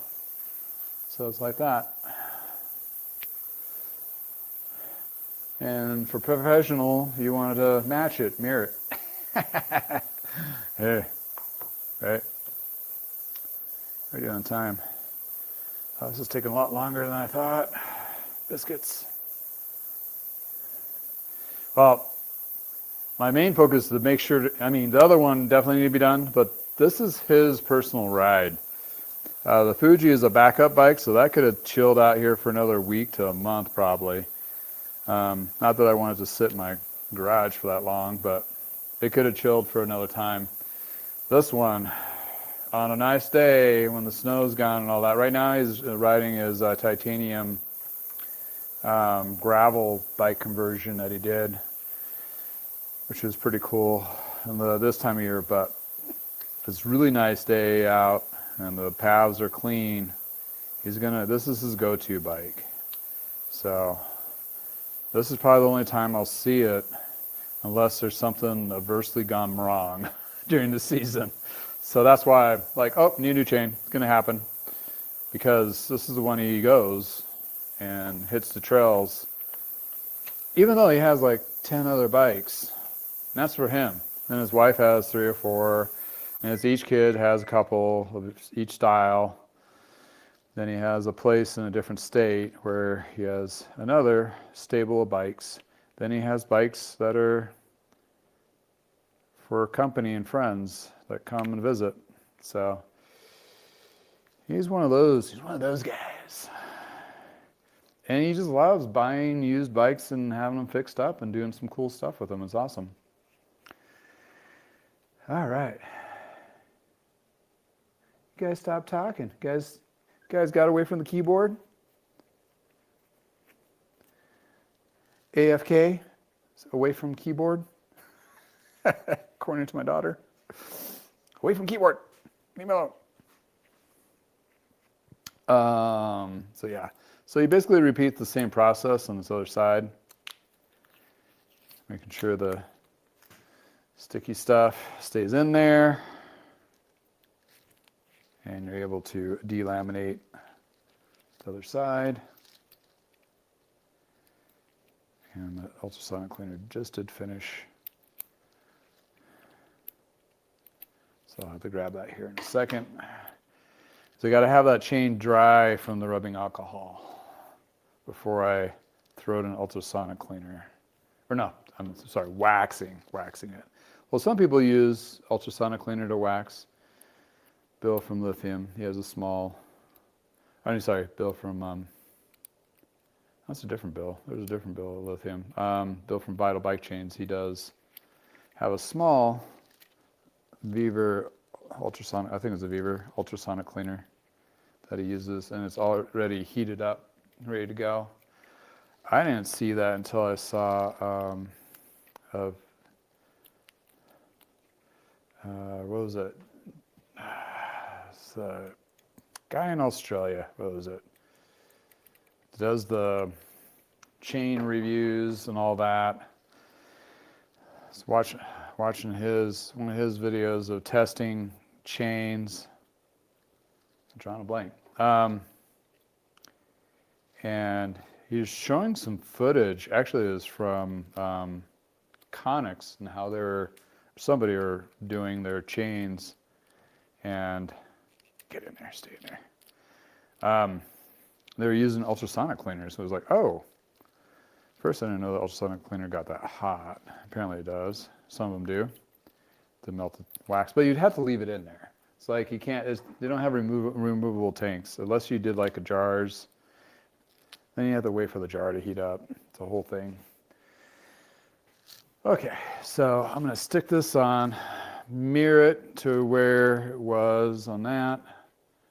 Starting with the brake hood spacing. And then file it over. So the most common contact is insane. Is you don't want that to feel weird, left hand versus right hand. To mirror it out. Then you get your installation tape or fixing tape. I don't know what you want to call this, hearing tape, several wraps so it holds its place. And you know, these are big chunks of rubber, so they are reusable. Get that to slide up a little bit higher. There we go.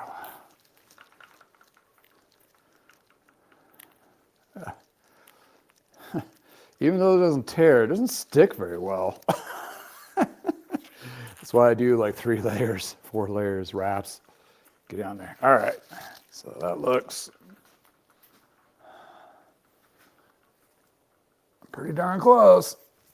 There we go. It's all about being even, right? All right, I got to rinse, or not rinse, but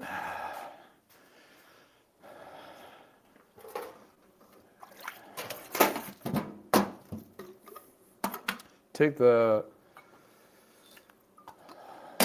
pour out the rubbing alcohol. That could be captured and reused, streamed. What I found with rubbing alcohol, it's weird. It's like everything that's the contaminants in there just settles to the bottom.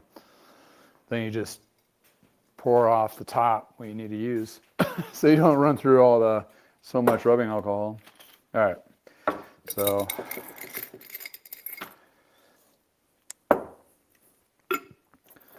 this chain, right now the liquid on it is just rubbing alcohol, so it's going to evaporate. So I wipe off with a clean rag, clean, like super clean, and then you'll see some of the stuff possibly still rub off of the chain. So in theory, hopefully you got majority of that packing grease off that chain. And once it's off that chain, then you replenish it with your high performance lube, either a wax or a drip, whatever you want to use. Then it's ready to go for performance. And also checking the lateralness of the chain. This is the time that you would do it, is when it's this portion here, where it's completely clean for wax. Wax will bind it. And the reason I like ConneX chains in the sense that their links, the quick link that they use, is just, they call it the ConneX link, is reusable without a tool. So you don't need a tool to take it on and off, and it's reusable as advertised. So this way it makes it a little bit easier to wax. And this is his primary bike, so he gets the nice high-end stainless steel chain from ConneX. So once that's all wiped off, then I'll let it, usually I have a fan, I'll let it dry. Then I still use the 2-pot system on that. Reason being is the first one, if there's any leftover residue on there from the manufacturer grease or the cleaner or anything, it'll melt off on the higher temperature wax on the first pot, and let that sit in there and soak out, and hopefully it'll squish out whatever's in there. And then I use what I call a clean wax bucket, and that's where that goes in with a cooler temperature, and it kind of adheres to the metal plating a little bit better. There is some theories out on that. They're still debating, put it in a nicer way, of the process of wax, and I'm looking for direction. I'm actually looking for the measurements. So 95 millimeters to the tape line, keep electrical tape below this point. Okay, so 15 millimeters is 15 millimeter wrench, 15 millimeter spacing. What they're saying here is you got 95 millimeters to whatever point you measure here, and that's the widest tape to hold on the start of the wrap tape here. Then you wrap it around like you do traditionally. Now you can see this much of the bar you don't need to wrap, therefore the extra long tape is ridiculous because you don't need that much. You don't. This is actually less tape on your standard wrapping anyway when you measure that. That's if you're using these little guys. If you're not using these guys and you're only doing the top wings, yes, you'll need the longer tape to accommodate that extra length. This comes with its own little plugs. Not sure, well, we'll see if we'll use these plugs or not. Because he had nicer plugs, the ones that threaded in versus the press fit plugs. But these might then be, the compression plugs may not, they're designed to have material there. So this is what we're looking at. Actually, this would be this side, or actually this side.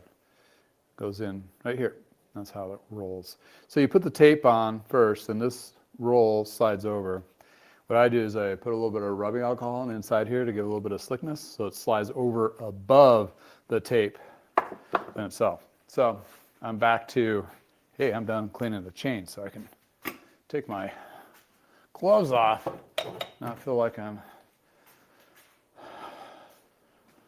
a crazy lab rat in a bike shop and a service department. These gloves will save my butt for cleaning though, cleaning my hands. I don't have permanently stained, greased hands anymore, which is nice. Air that out. All right. Oh boy, where'd I put that tape? Finishing tape, where'd you go?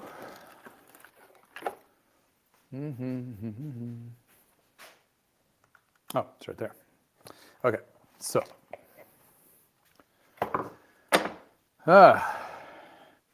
So the beginning of the year, so my friend Bill at Vital Bike Chains was like, I haven't even started looking into my goals for 2026.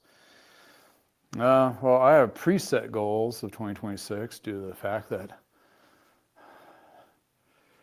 I've already discussed this earlier on earlier videos, that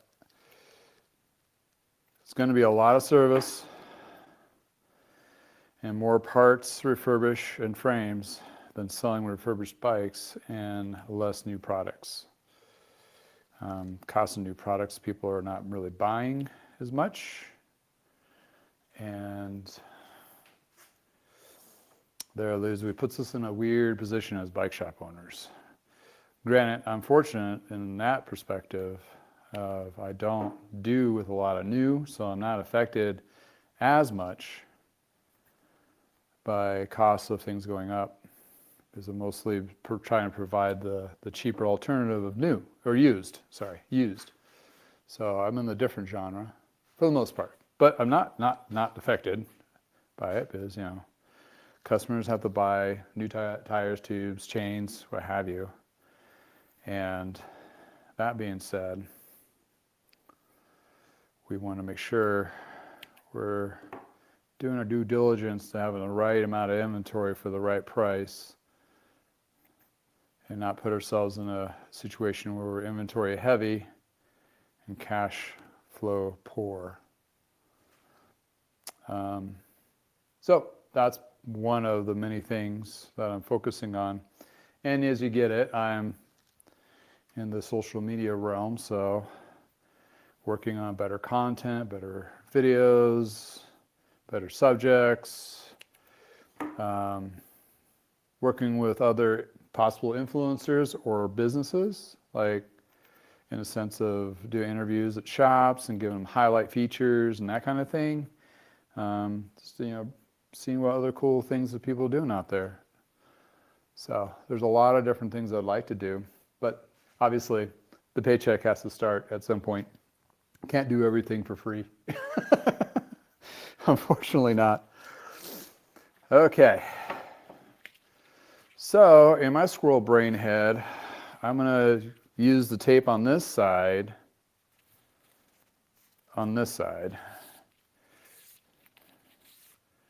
because I want to reverse the tension on it. And starting from the tapered, starting with the tapered in, of the 95 millimeters, which I still need a score on there. And start up here, then wrap it. And my angle cut's already there. So that's good to go. So I do need to do measurement on the 95 millimeters. Yay. Where's my ruler? Gotta find my Parks tool ruler. Do the ruling.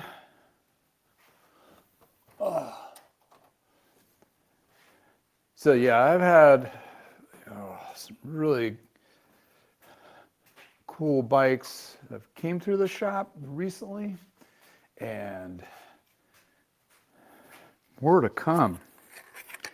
I have a Moots right over there. That's in for basically the front bearing needs to be replaced on the hub.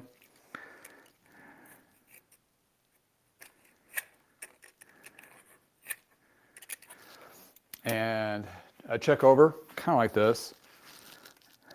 This is one of his primary bikes, although he just got that new titanium 22, so who knows how much he'll be. That's more of a gravel. No, that's a road Moots. More of the road Moots. So who knows what's going to happen, because he's going to have 2 titanium road bikes, and he's already told me he's going to start paring down on his bike. So what will happen? Well, yet to see. All right, was it this guy? Yep. All right, so I got my tape prepped, marked, set. Let's go. On the Redshift bars, FYI, they do already have mark lines on them, like the kitchen sink bar or whatever. I mean, it's not hard to score it and make it your own. Oh, and also need to make my little flappy flap. So this cut straight. They did the figure 8, and I'm not doing the figure 8. I'm doing the traditional. So set that there. Oh, it's nice having that table right here.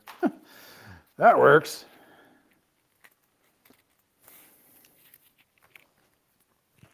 And you angle cut it.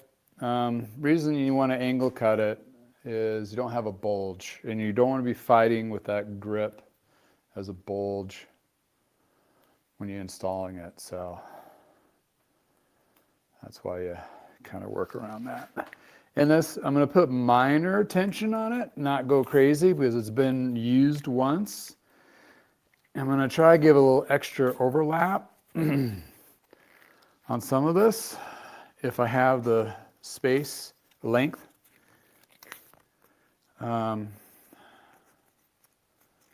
Reason being, gives you a little extra cush. It's like not a tush push, but a cush for your bars. Okay. So the space is very tight. This is short angle here, so. And you still want to I still want to keep the equal distance between each wrap. Oh, it's a little high. I need to bring it down. There you go. Hopefully this works. This brake snap, this tape snaps, and be like, crap. There eludes the other bike he brought in, is the Bianchi, and it has the same tape. I'm like in my head, like, well, if this tape goes bad, I'll steal that tape, because it hasn't been used as much, knowing it hasn't been used as much. So, and you can see it's a lot wider here. So, trying to give it a good covering.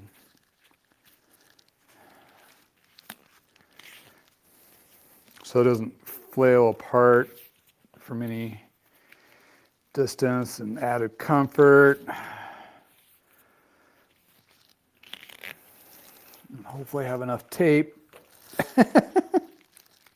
Talking about having, oh, it's like way too much, too much tape. You don't need the longer tape. All of a sudden I'm short.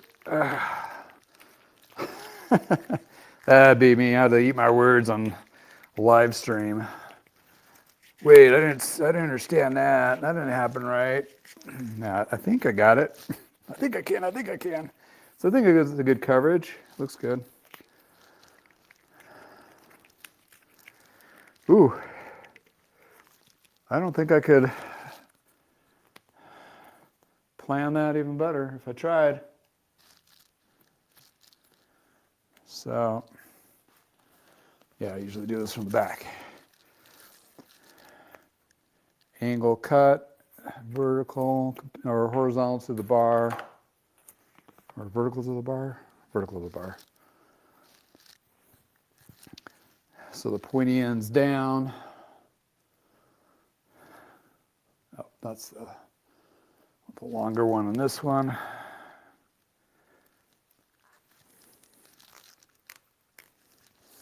And now,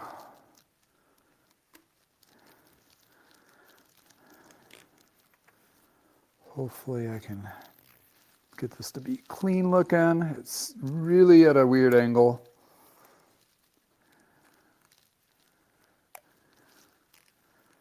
But it's going to look a lot cleaner. Ending anyway. The taping was good. The original taping was done right. I'm not going to say that. It's just different. But the finishing was definitely more of a, it's going to wrap it real quick. So either he did it himself or some mechanics would do that too. Yeah, it's experience. And you spend enough time doing this. But sometimes wrapping bars is like somebody mechanics nemesis. They're like, don't like it. All right, you think we're done? No, we're not done yet. That's why I made another one here. They said tape, and the tape is on here for a purpose to help the ramping of the grip over. So you want to get the tape to be partially over of the metal of the bar, and then proceed up so it slides up and over. So it doesn't catch on any of the bar or bar tape. And so 15 millimeters. There we go. 15 millimeters right there. So how that goes on, so take a little bit of rubbing alcohol. Because this is a bolt-on grip, so. Or, you can use rubbing alcohol too to put on grips, and once it evaporates, it's adhered, so you're not using hairspray. Or you can use hairspray. So, put a little bit on there. So hopefully, in theory, I can slide this on.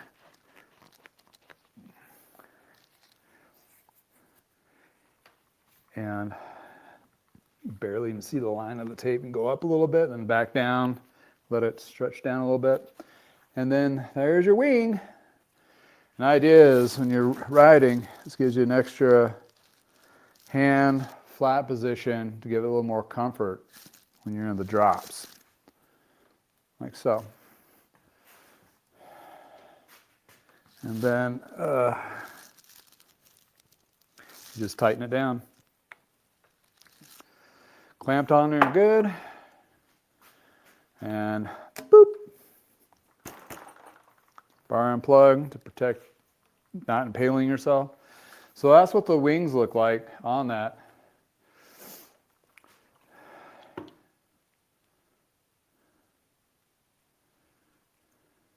Oh, Mr. Frank, thank you. Yeah, that's right. You bought a couple ConneX. Hopefully those are working out for you.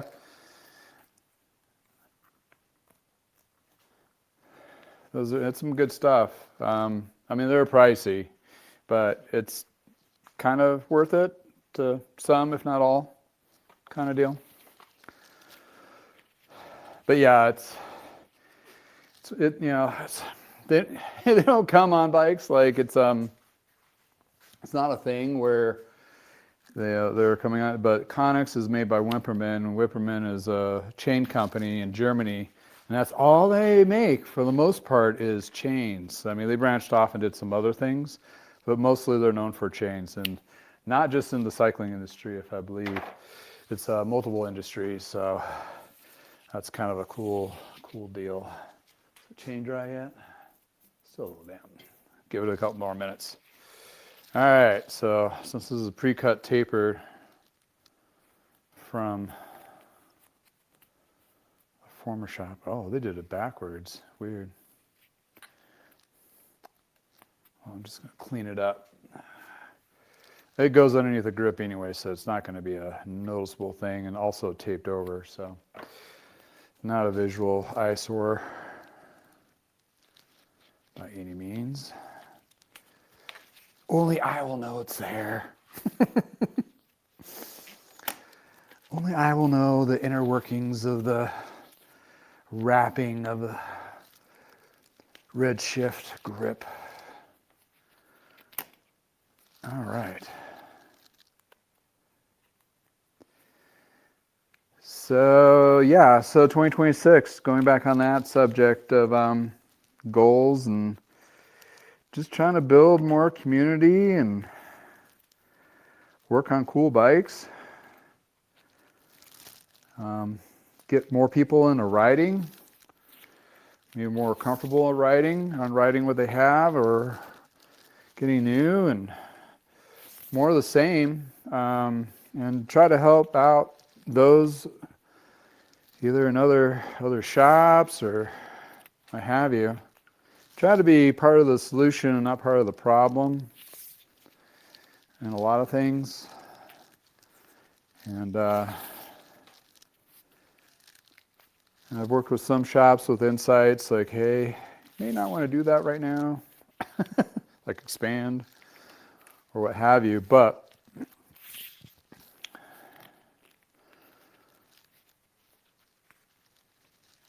I think some shops is going to be challenging, especially if they're not leveraging used products right now. And if they're not leveraging the used market, they're going to need to. And they're probably going to need some insights and help of making it efficient as possible, i.e. learning from somebody that's already done half the mistakes and finding out, telling the tale of what is the most effective process of doing it all, be able to turn a profit, because that's where basically my business model started. So being in the know. And the National Bicycling Association is saying only like 8% were utilizing used, independent bike dealers utilizing used currently. So there's a lot of room for a lot of shops to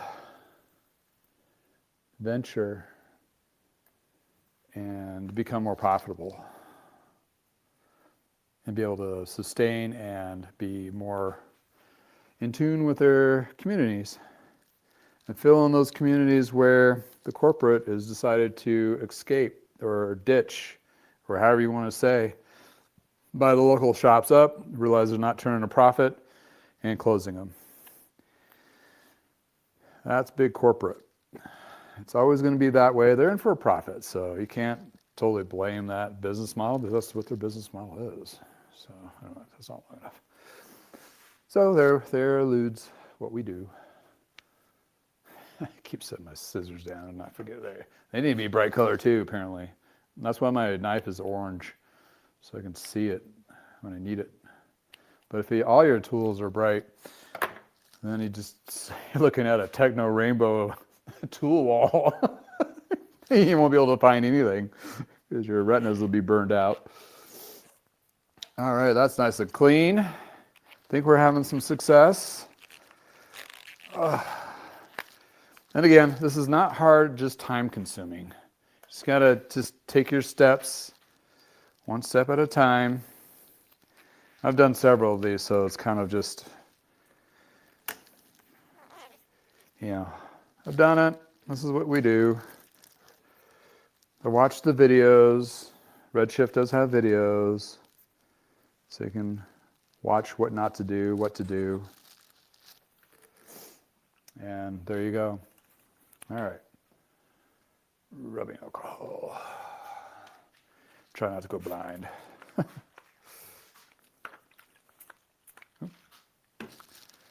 Squirt that much. Go up and down, up and down. There we go. Trying to get as smooth as transition from that grip. There's still going to be a bulge, but you want that to be minor. And he has a couple of these on his other bike, so I just need to get them on there. I'm pretty close to what he has before. I don't have a bike that has them on there right now in the shop, so he knows how to adjust these. I mean, he's a handy guy. I mean, not a problem with that. He just doesn't like wrapping bars. He's like, that's an art that's just lost on me. It's like, well, that's part of it, but these things they're tricky if you haven't done them. And once you've done them, they're not so tricky. All right. So that chain is dry. So I'm going to put it in the hotter temperature bath first. So if you're re-waxing, you're doing the hot re-wax, all you need to do, I mean, if you have a, let me roll back. It's suggested to have a 2-pot system for chains that are using for mountain bike or gravel because it may have more contaminants and dirt. If it's specifically just road, the suggestion is from zero friction. That's the channel. Zero friction is you can just do 1 pot for the road chains. And what you're doing, you don't have to do the cleaning process if it's already been pre-waxed. So if you bought a bike chain from Bill at Vital Bike Chains, it's already been waxed. All you have to do is reheat the wax and dip it. And then let it sit in there for 10 minutes or whatever, agitate it periodically, and then hang it and let it dry and it's ready to go. The easier cheat way to do it, and it's not really a cheat, but it's, it's the easier way of doing it, is once you have a pre-waxed chain. That's what a lot of my customers do, is they have a pre-waxed chain, then they get the stuff from Silca, or I think it's Squirt makes another version. ConneX has their own version. It's a formulated wax liquid, which is not like a finish line wax. It's a different thing. It has to be like just wax, tungsten disulfide. Read up the description. This one's Silca Super Secret Chain Wax, uses tungsten disulfide. Not so secret, but it's emulsified with 10% water. And when that water evaporates, it's the exact same chemical compound that's on the hot wax. So you just refresh it with this. And there's a process. I do have videos in my library about that, to how to do that. It's a little bit different, but kind of the same. But you lube your chain after the ride. If it starts making noise, then you lube it. Usually about 300 to 500 miles when you start squeaking. You don't do it for every ride. So it's a completely different concept of your drip lubes versus the wax lubes. And you can keep refreshing it, whatever. Nothing replaces the hot submerging wax. But if you don't want to do that mess or anything, never have time for it, then you can just use this until you get a chance. Your local bike shop around you may already have that, or Bill has a service. You can send your current good wax, your good chain that still hasn't been elongated, and then he can re-wax it for you and send it back. There's a fee for that. So anyway, there's some options for you. But the customer that came in and dropped off the Rivendell and also the Waterloo bike was like, I wax chains just because of the mere fact it's clean. Not for the performance, not for the efficiency, just because it's clean, that kind of thing. So that needs to be in for a few minutes and do a little agitation there and put the chain back on that. While that is sitting there and waiting for it to be done, I need to pull the chain off of this guy and then start on the other bike. And hey, I am doing good on time. Hopefully the other bike is not as time consuming as this one. Also, this one has a fun little, carbon leaf kind of thing. So it's like, I didn't clamp this too tight. It's just enough to hold it in place. But it's kind of a suspension. Well, kind of it is. A little, kind of like the ISO coupler, or not coupler, but the ISO Trex. Specialized has their own used to be, I don't know if they got rid of it. I don't think they make them anymore. It's called the Cobbler Gobbler, kind of Z design. And this is also the front suspension ish. He loves this bike. His wife has the exact same model. So it's pretty cool stuff. But all right, got to swap bikes out. Hold on here.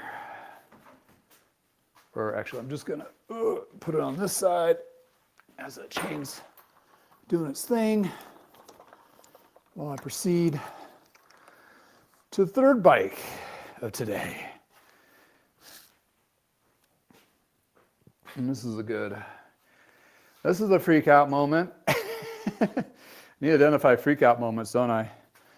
Freak out moment is like, oh, I decided to put a stem extender on my daughter's bike because she's complaining about the height and is not compared to measure out to the other bikes she has as comfort.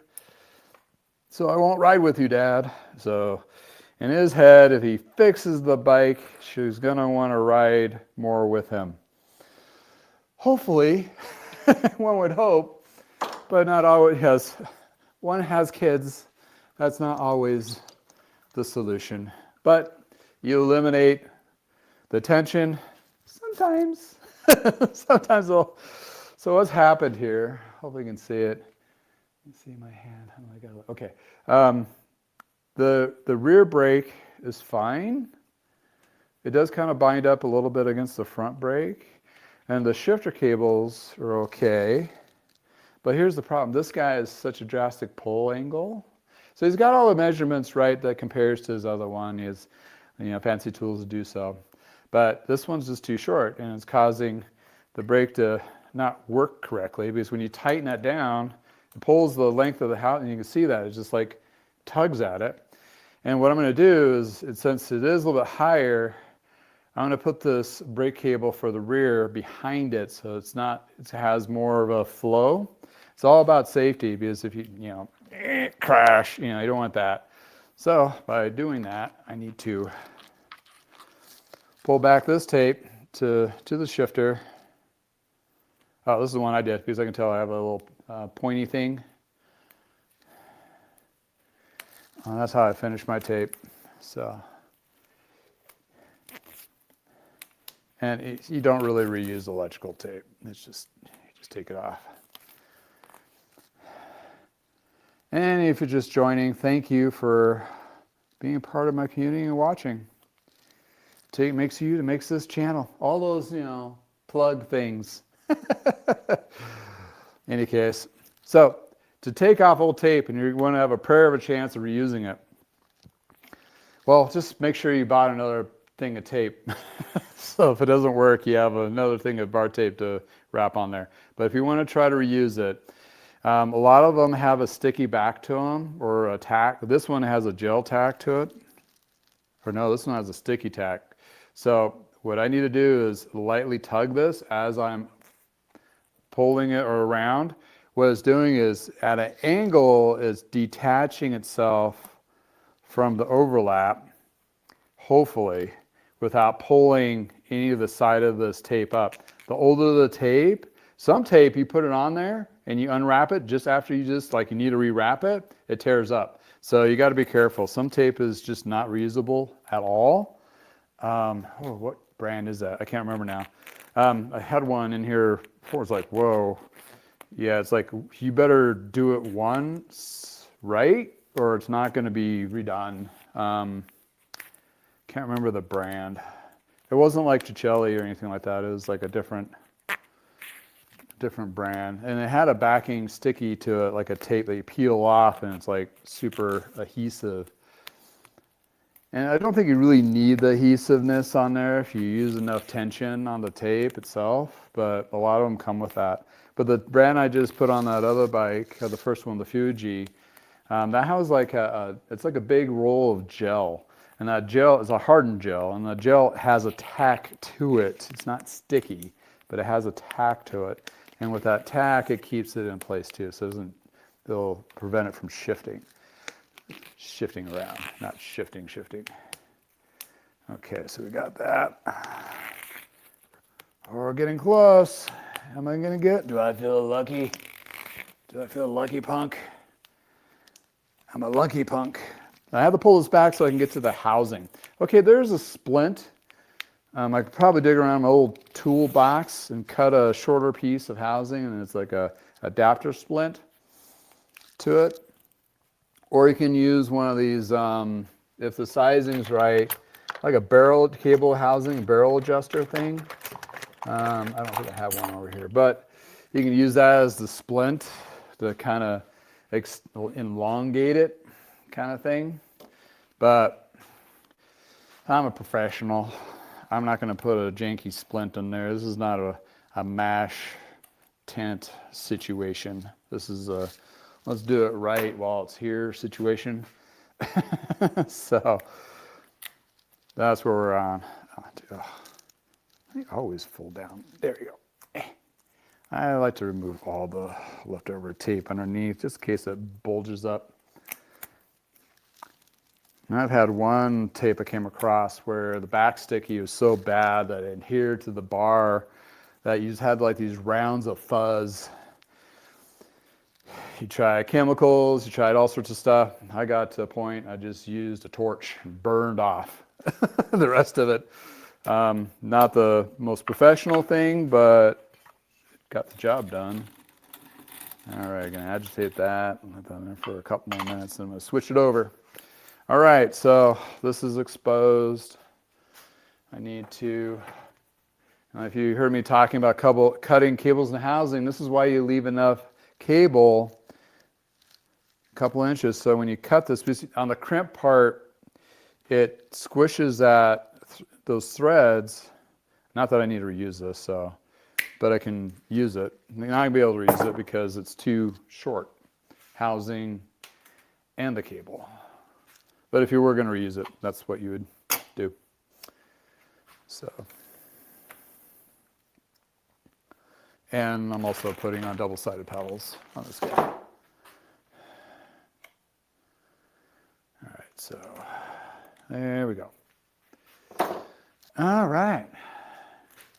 A little bit of cable and housing installation tour. Doing all sorts of weird little things today. Hopefully you like this content. Let me know if this is kind of the thing you like hearing somebody work on a bike and talking about the little things he comes across as he's doing them. I mean, we do videos.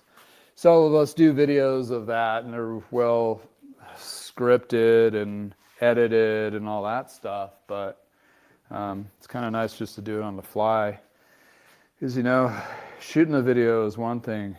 Spending 2 or 3 hours editing is another. And we're bike mechanics. We're not editors. Although we're pretending to be one on YouTube. So thinking how long I'm going to need longer. Kind of place that. Not much. Maybe 2 inches. All I really needed. Get it in there. Get 2 more inches. Maybe 2.5 inches. A little bit of extra for flex. Or not flex, but. So these always, when they cut them, have a burr. So you want to get a clean cut on both sides so you don't have a burr going up. It's all about prepping the housing. So the cable, basically you're trying to get the cable not to rub up against anything except for the Teflon sleeve. Now a Teflon sleeve, you can lube and actually get a better quality. So there's less abrasion for the cable to roll up against is the best. Therefore you have better braking. You have better contact shifting. Also, if you have some brake issues, this reminds me, the brake issues on that Waterford, the older Waterford, the thing is like probably 80s, looking at it, maybe 90s. But it's the gravel touring style pivots, and it's the old cantilever system on there, and he said the braking's not that great. Well, they now have compressionless brake housing, so that's what I'm going to use on that to try to give more consistent braking or better braking. He has Paul brakes on his Rivendell, which is really nice U brakes, but U brakes are specific mount, and they don't retro on all their mounts without getting weird. Without making it weird. I don't think you can get weird enough to get it to work. So talking about housing. There's different qualities of housing. You want it lined, of course. I've seen some really cheap stuff. What I'm doing here is I cut it clean, so I know the coiling of it comes out smooth. It's not intruding into the space where the cable's going to be. And now I'm filing it flat so it has a flush contact point to the mount or the sleeve that goes into. This one doesn't have any end caps on it because it's directly from the shifter to the brake, so it doesn't need an end cap because the end cap has it should have an internal sleeve on the end cap on that one. In any case, therefore it's going to be flush on the barrel adjuster or the internal fitting there, and you want it flush as possible so it doesn't bind or kink or rub up against that cable. So it's supposed to not to. So as I'm doing this, I'm flattening it out, and also there's a little bit of the nylon sleeve folded over. So what I do is I take a poker and flip it up. What that is doing is flaring it out over the field of the filed section. Then I take a clean razor blade halfway over, cut off that excess. And what that is giving you is a perfectly flush contact point for that housing to stop and that cable to not rub against anything on there. So I gotta do the other side. So there's a lot of tricks of the housing I've learned over the years, and this is one of them. We used to have a grinder at Lee's, and we just take this to the grinder and just like get it really flush real quick. Then you still had to do cleaning of that. But these are dry. They don't have anything in them. I always like to put Tri-Flow or a light lube inside. What that's doing is giving it a waterproof barrier in there and a little bit cleaner contact. So this guy's gonna have to need a new brake. So brake cable. So you just slide that out. And I only work with stainless steel cables that I stock because galvanized is fine, but they do eventually wear. They're a little bit thicker. This is stainless steel. It's also rolled, so it's a little bit smoother. So a little bit better, higher performance. Less friction. It's all about less friction on these. So you slide that in there.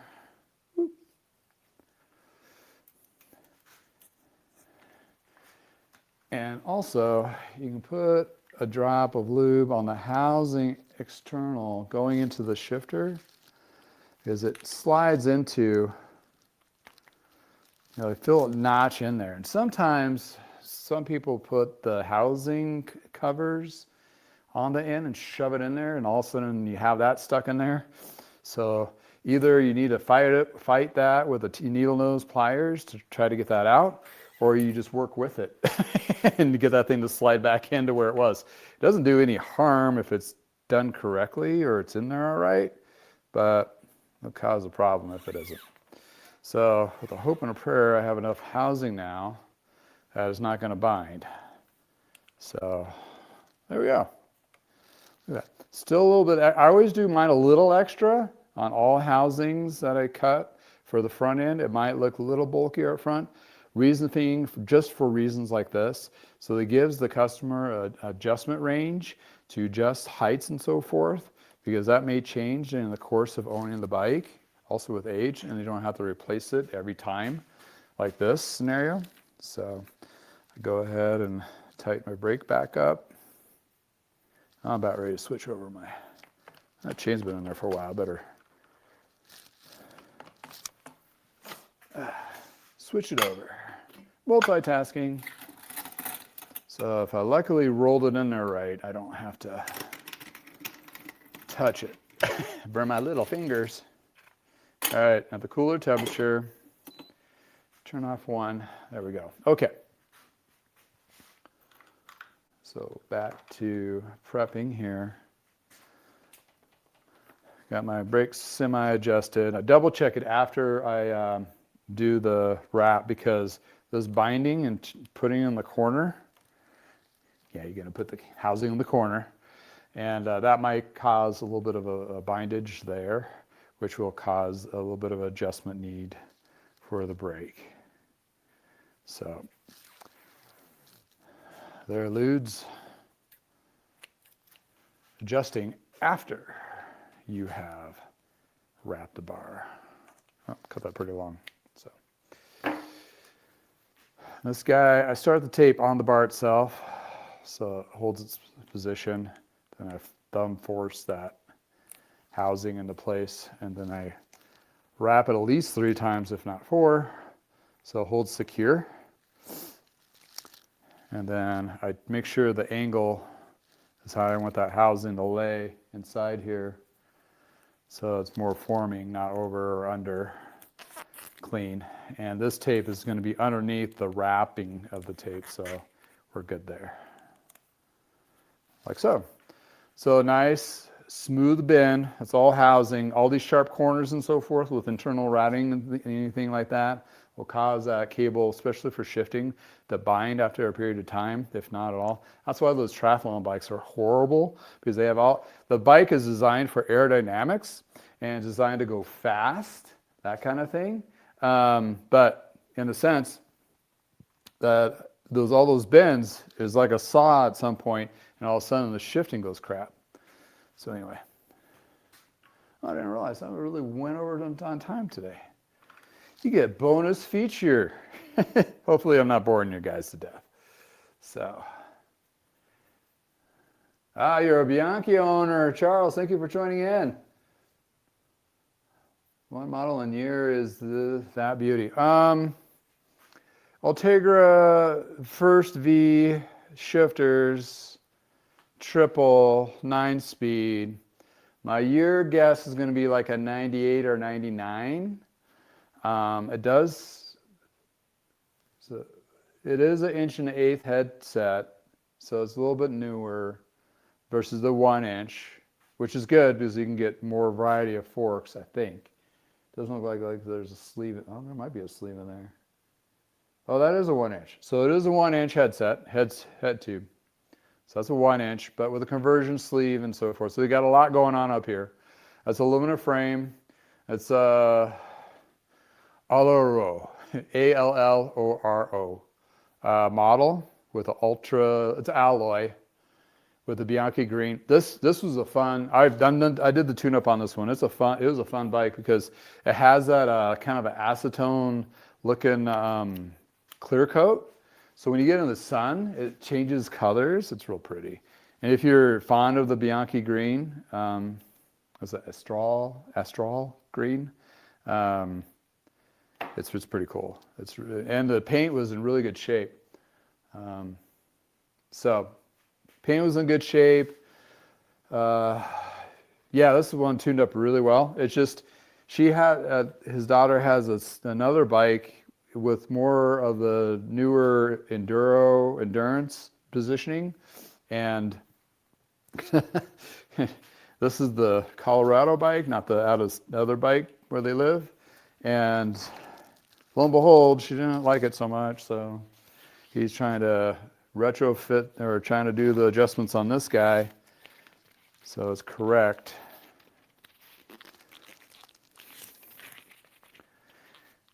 Or comparable, so she has no excuse about fit anymore, but yeah, we know what all is going to happen. She just doesn't want to go ride, which happens, kids get busy with their lives and friends, what have you. When they are riding with you, enjoy the moment. Carpe diem. Do with my daughter. She's young. She just turned 10, so she's at the age now so that she enjoys doing things with us. And we enjoy to have her around. It goes both ways right now, but that may change or will change. So we are just trying to enjoy the moments that we can. All right. Alrighty. Cool, I did that right. So it's just a little bit. You can never get these to line up just exact. You're just shooting to be close and having enough tape left if you're rewrapping. And this tape is obviously, well, it was in a lot better shape than his bike because his bike has been used a lot more. So essentially the tape on this was pretty much still new condition. Even though, so you got to watch out for that sticky stuff. Sticky stuff will age and really tear up the bar tape when you pull it off. It likes to shed. So nice and clean. Finishing tape here. So I did cut that one pretty long. Maybe one more wrap just to, for good measure. Kind of feel like Bob Ross and wrapping tape right now. You happy little place. There we go. Tuck you underneath there. And that doesn't look right. I gotta do the other side. Gotta make it look even. I'm not unwrapping it. I'm just gonna redo the finishing tape. Come on. I know you're underneath there. Oh. Just trim my fingernails. It makes it a little harder to do.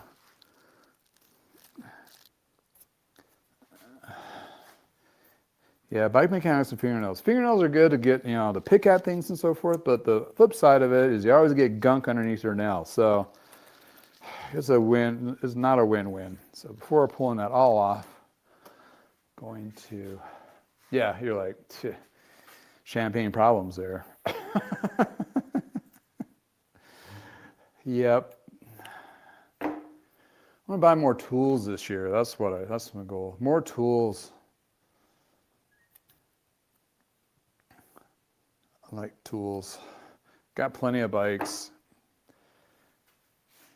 Maybe something. I mean, it would have to be a very good year to get enough to afford a brand new bike, but one of these times, one of these moments.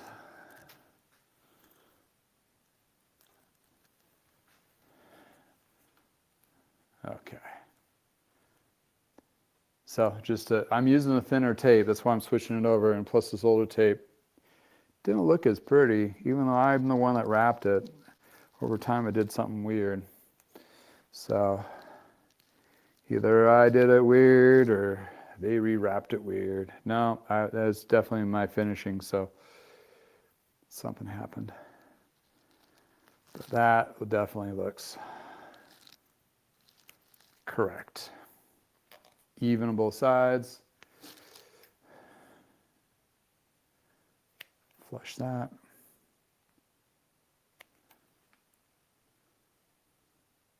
These little triangles that have come off, I find them everywhere. They'll be in my office chair. They end up upstairs. They just get on my shoe. I drag them around the house, or they get on me. Like that. Still on me. There you go. All right. Roll the hood down. All righty.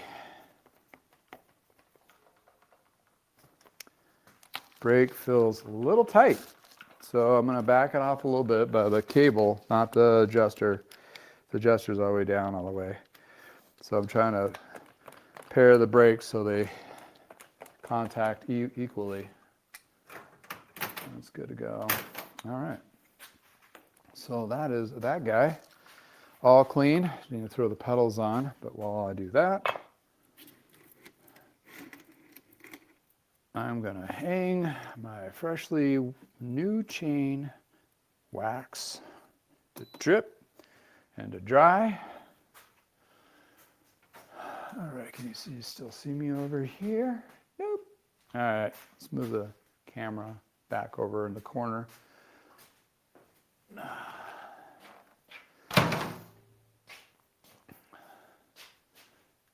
surprised I have battery life still for this long. All right, so taking pedals off and putting on different ones. They wanted a two-sided pedals. That was another pain point for her not to ride with her dad. So pedaling forward loosens, pedaling backwards tightens pedals. That's the easiest way I can tell you without getting too complicated of right and left. So pedaling forward, the pedals will loosen and unscrew out. Oh, my legs are sore from workout. And those are the Shimano clipless one side. So I got a nice pair of two sides over here. You guys can see me still? Hiding in the corner? Okay. Still getting used to this vertical. I'm streaming two, vertical and horizontal at the same time. And got to get your camera in the right spot so you can actually see me-ish. Can you see me? Or am I over too much? Oh, you can't really see me, can we? Ooh, there we go. That's if you guys are watching. I know you're listening and typing. Oh, dropped her. Oh, my legs. Yeah, it's definitely going to be an upper body workout today. All right.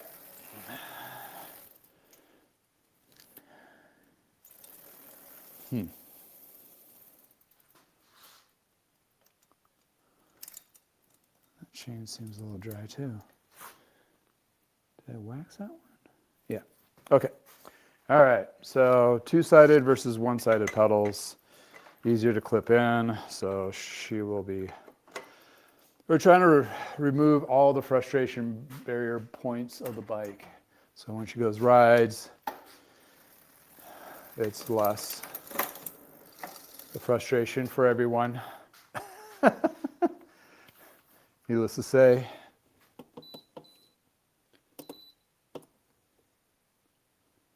There we go. I'm going to wax this chain too. Re-wax it. I think that one was new when I did the bike.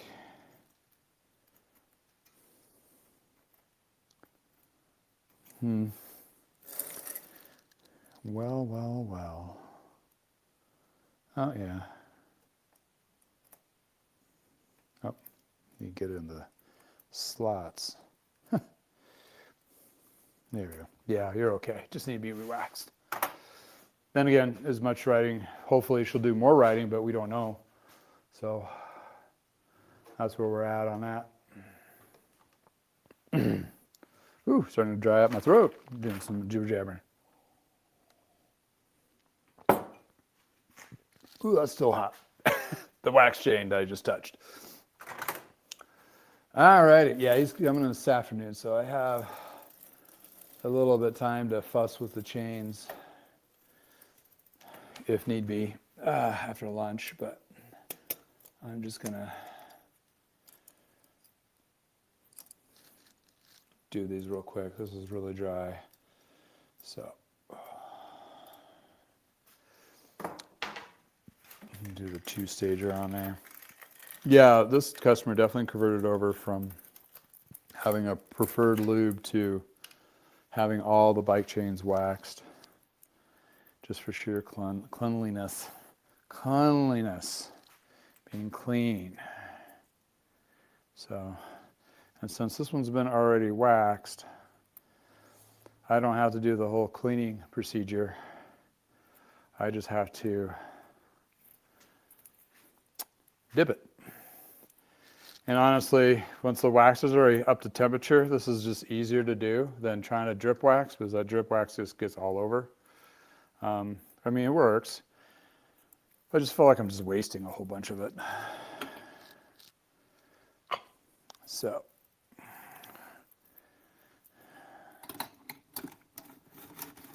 There we go.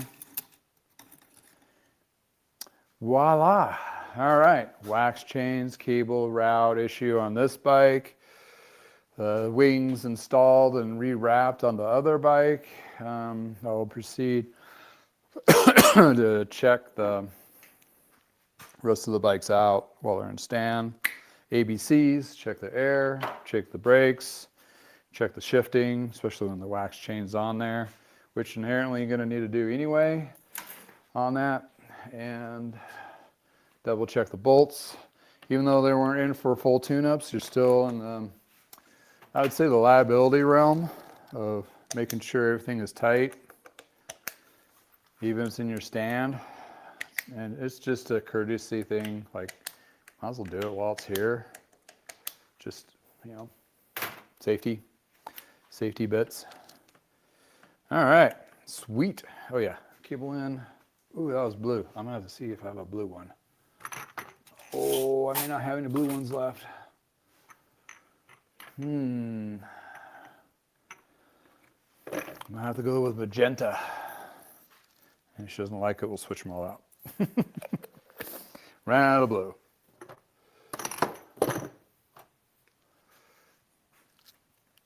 But yeah, it's all good.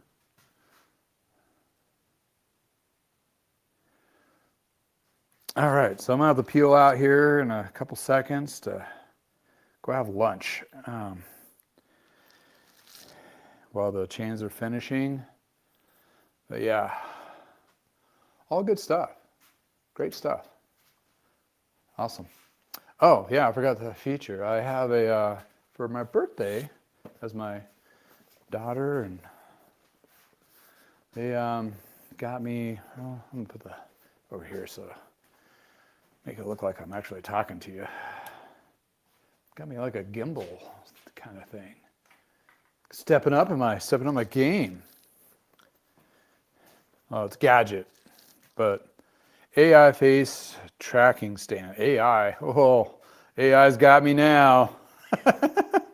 From a Sarah, used to have a Sarah computer.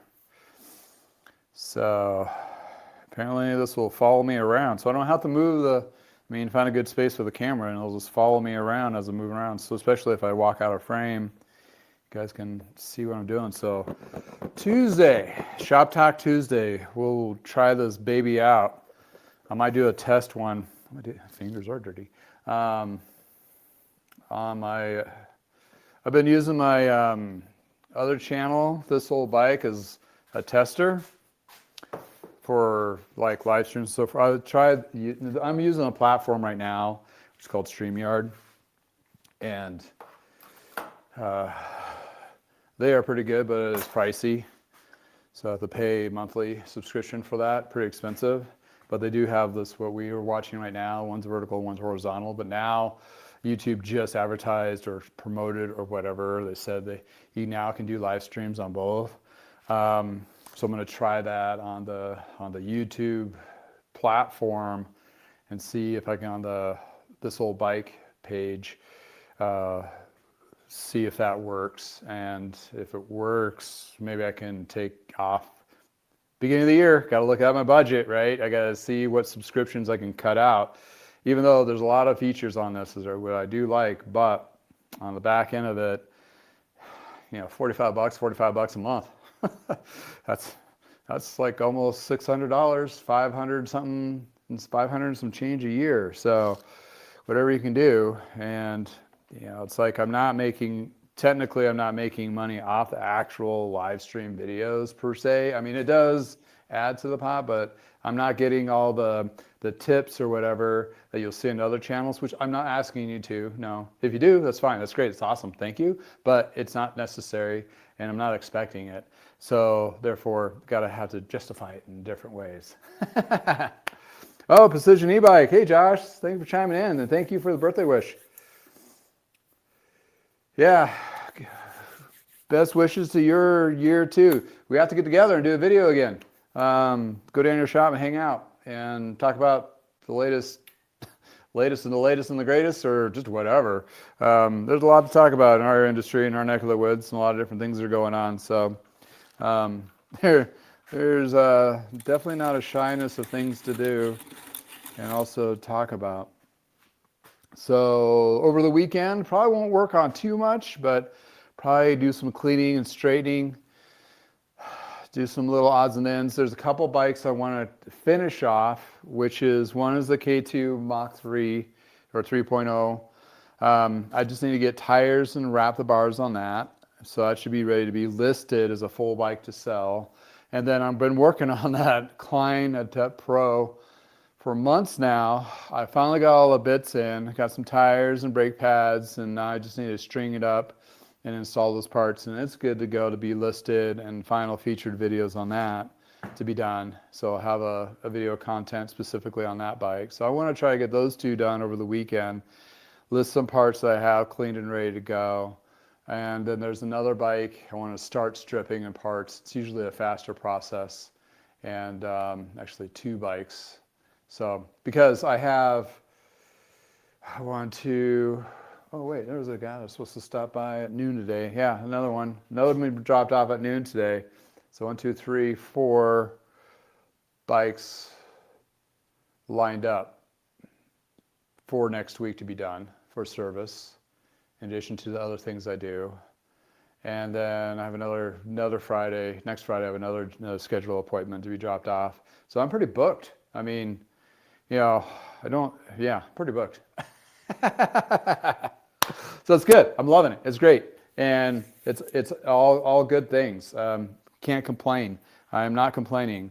I'm very fortunate that I was able to find this niche initially to do, and taking this journey with, dragging you guys along with it. And on top of that, this niche has become more recession resistant-ish to some level. So there's other ways to adapt and actually, work. So I'm very thankful on that part of it, and it seems to be continuing to go that direction. And I'll do more videos on those particular successes. So share. So if other shops are like, ooh, maybe we should take a look at that. Maybe this will work better in our shop. Maybe this will work for us too. All those things. It's one of those years is going to have to be, you have to be a lot smarter about everything you do, because everything's become a wee bit more challenging, and can continue to do so going forward. So there loser scenario, but the sun is shining. It's going to warm up. I got 50-degree temperatures for the next 5 or 6 days in my neck of the woods. So I'm going to try to, I'm obviously going to be really pushing to do the 55 days of working out, turning 55. But I want to try more of those working out days of riding my bike.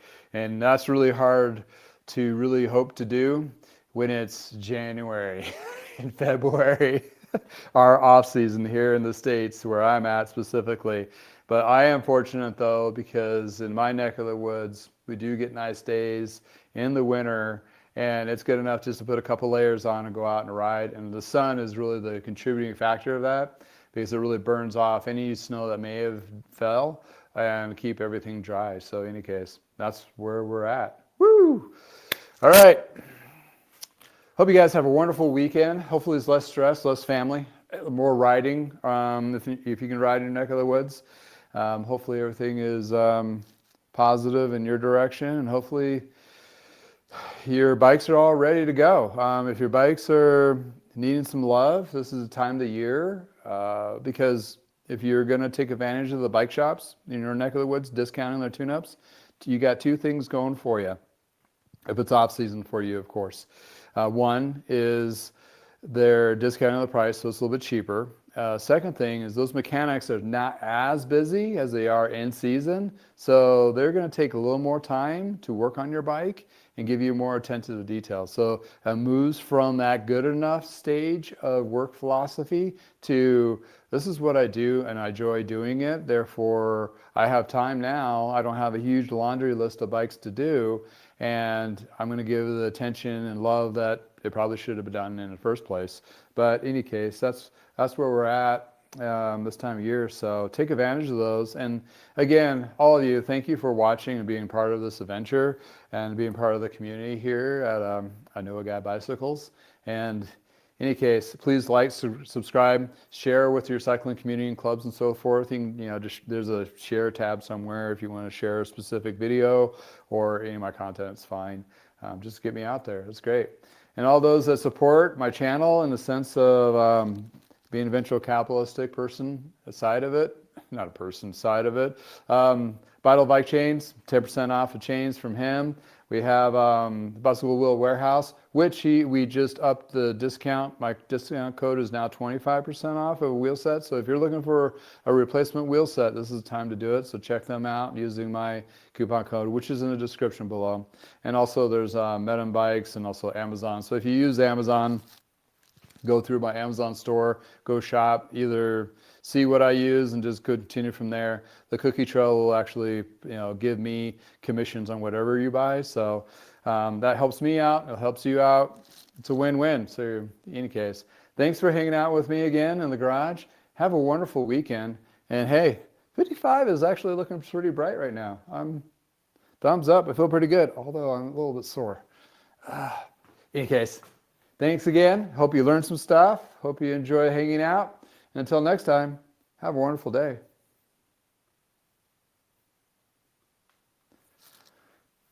I didn't realize I was going to talk that long. Woo!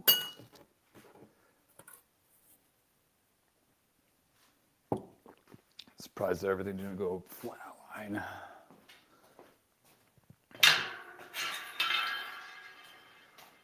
Oh.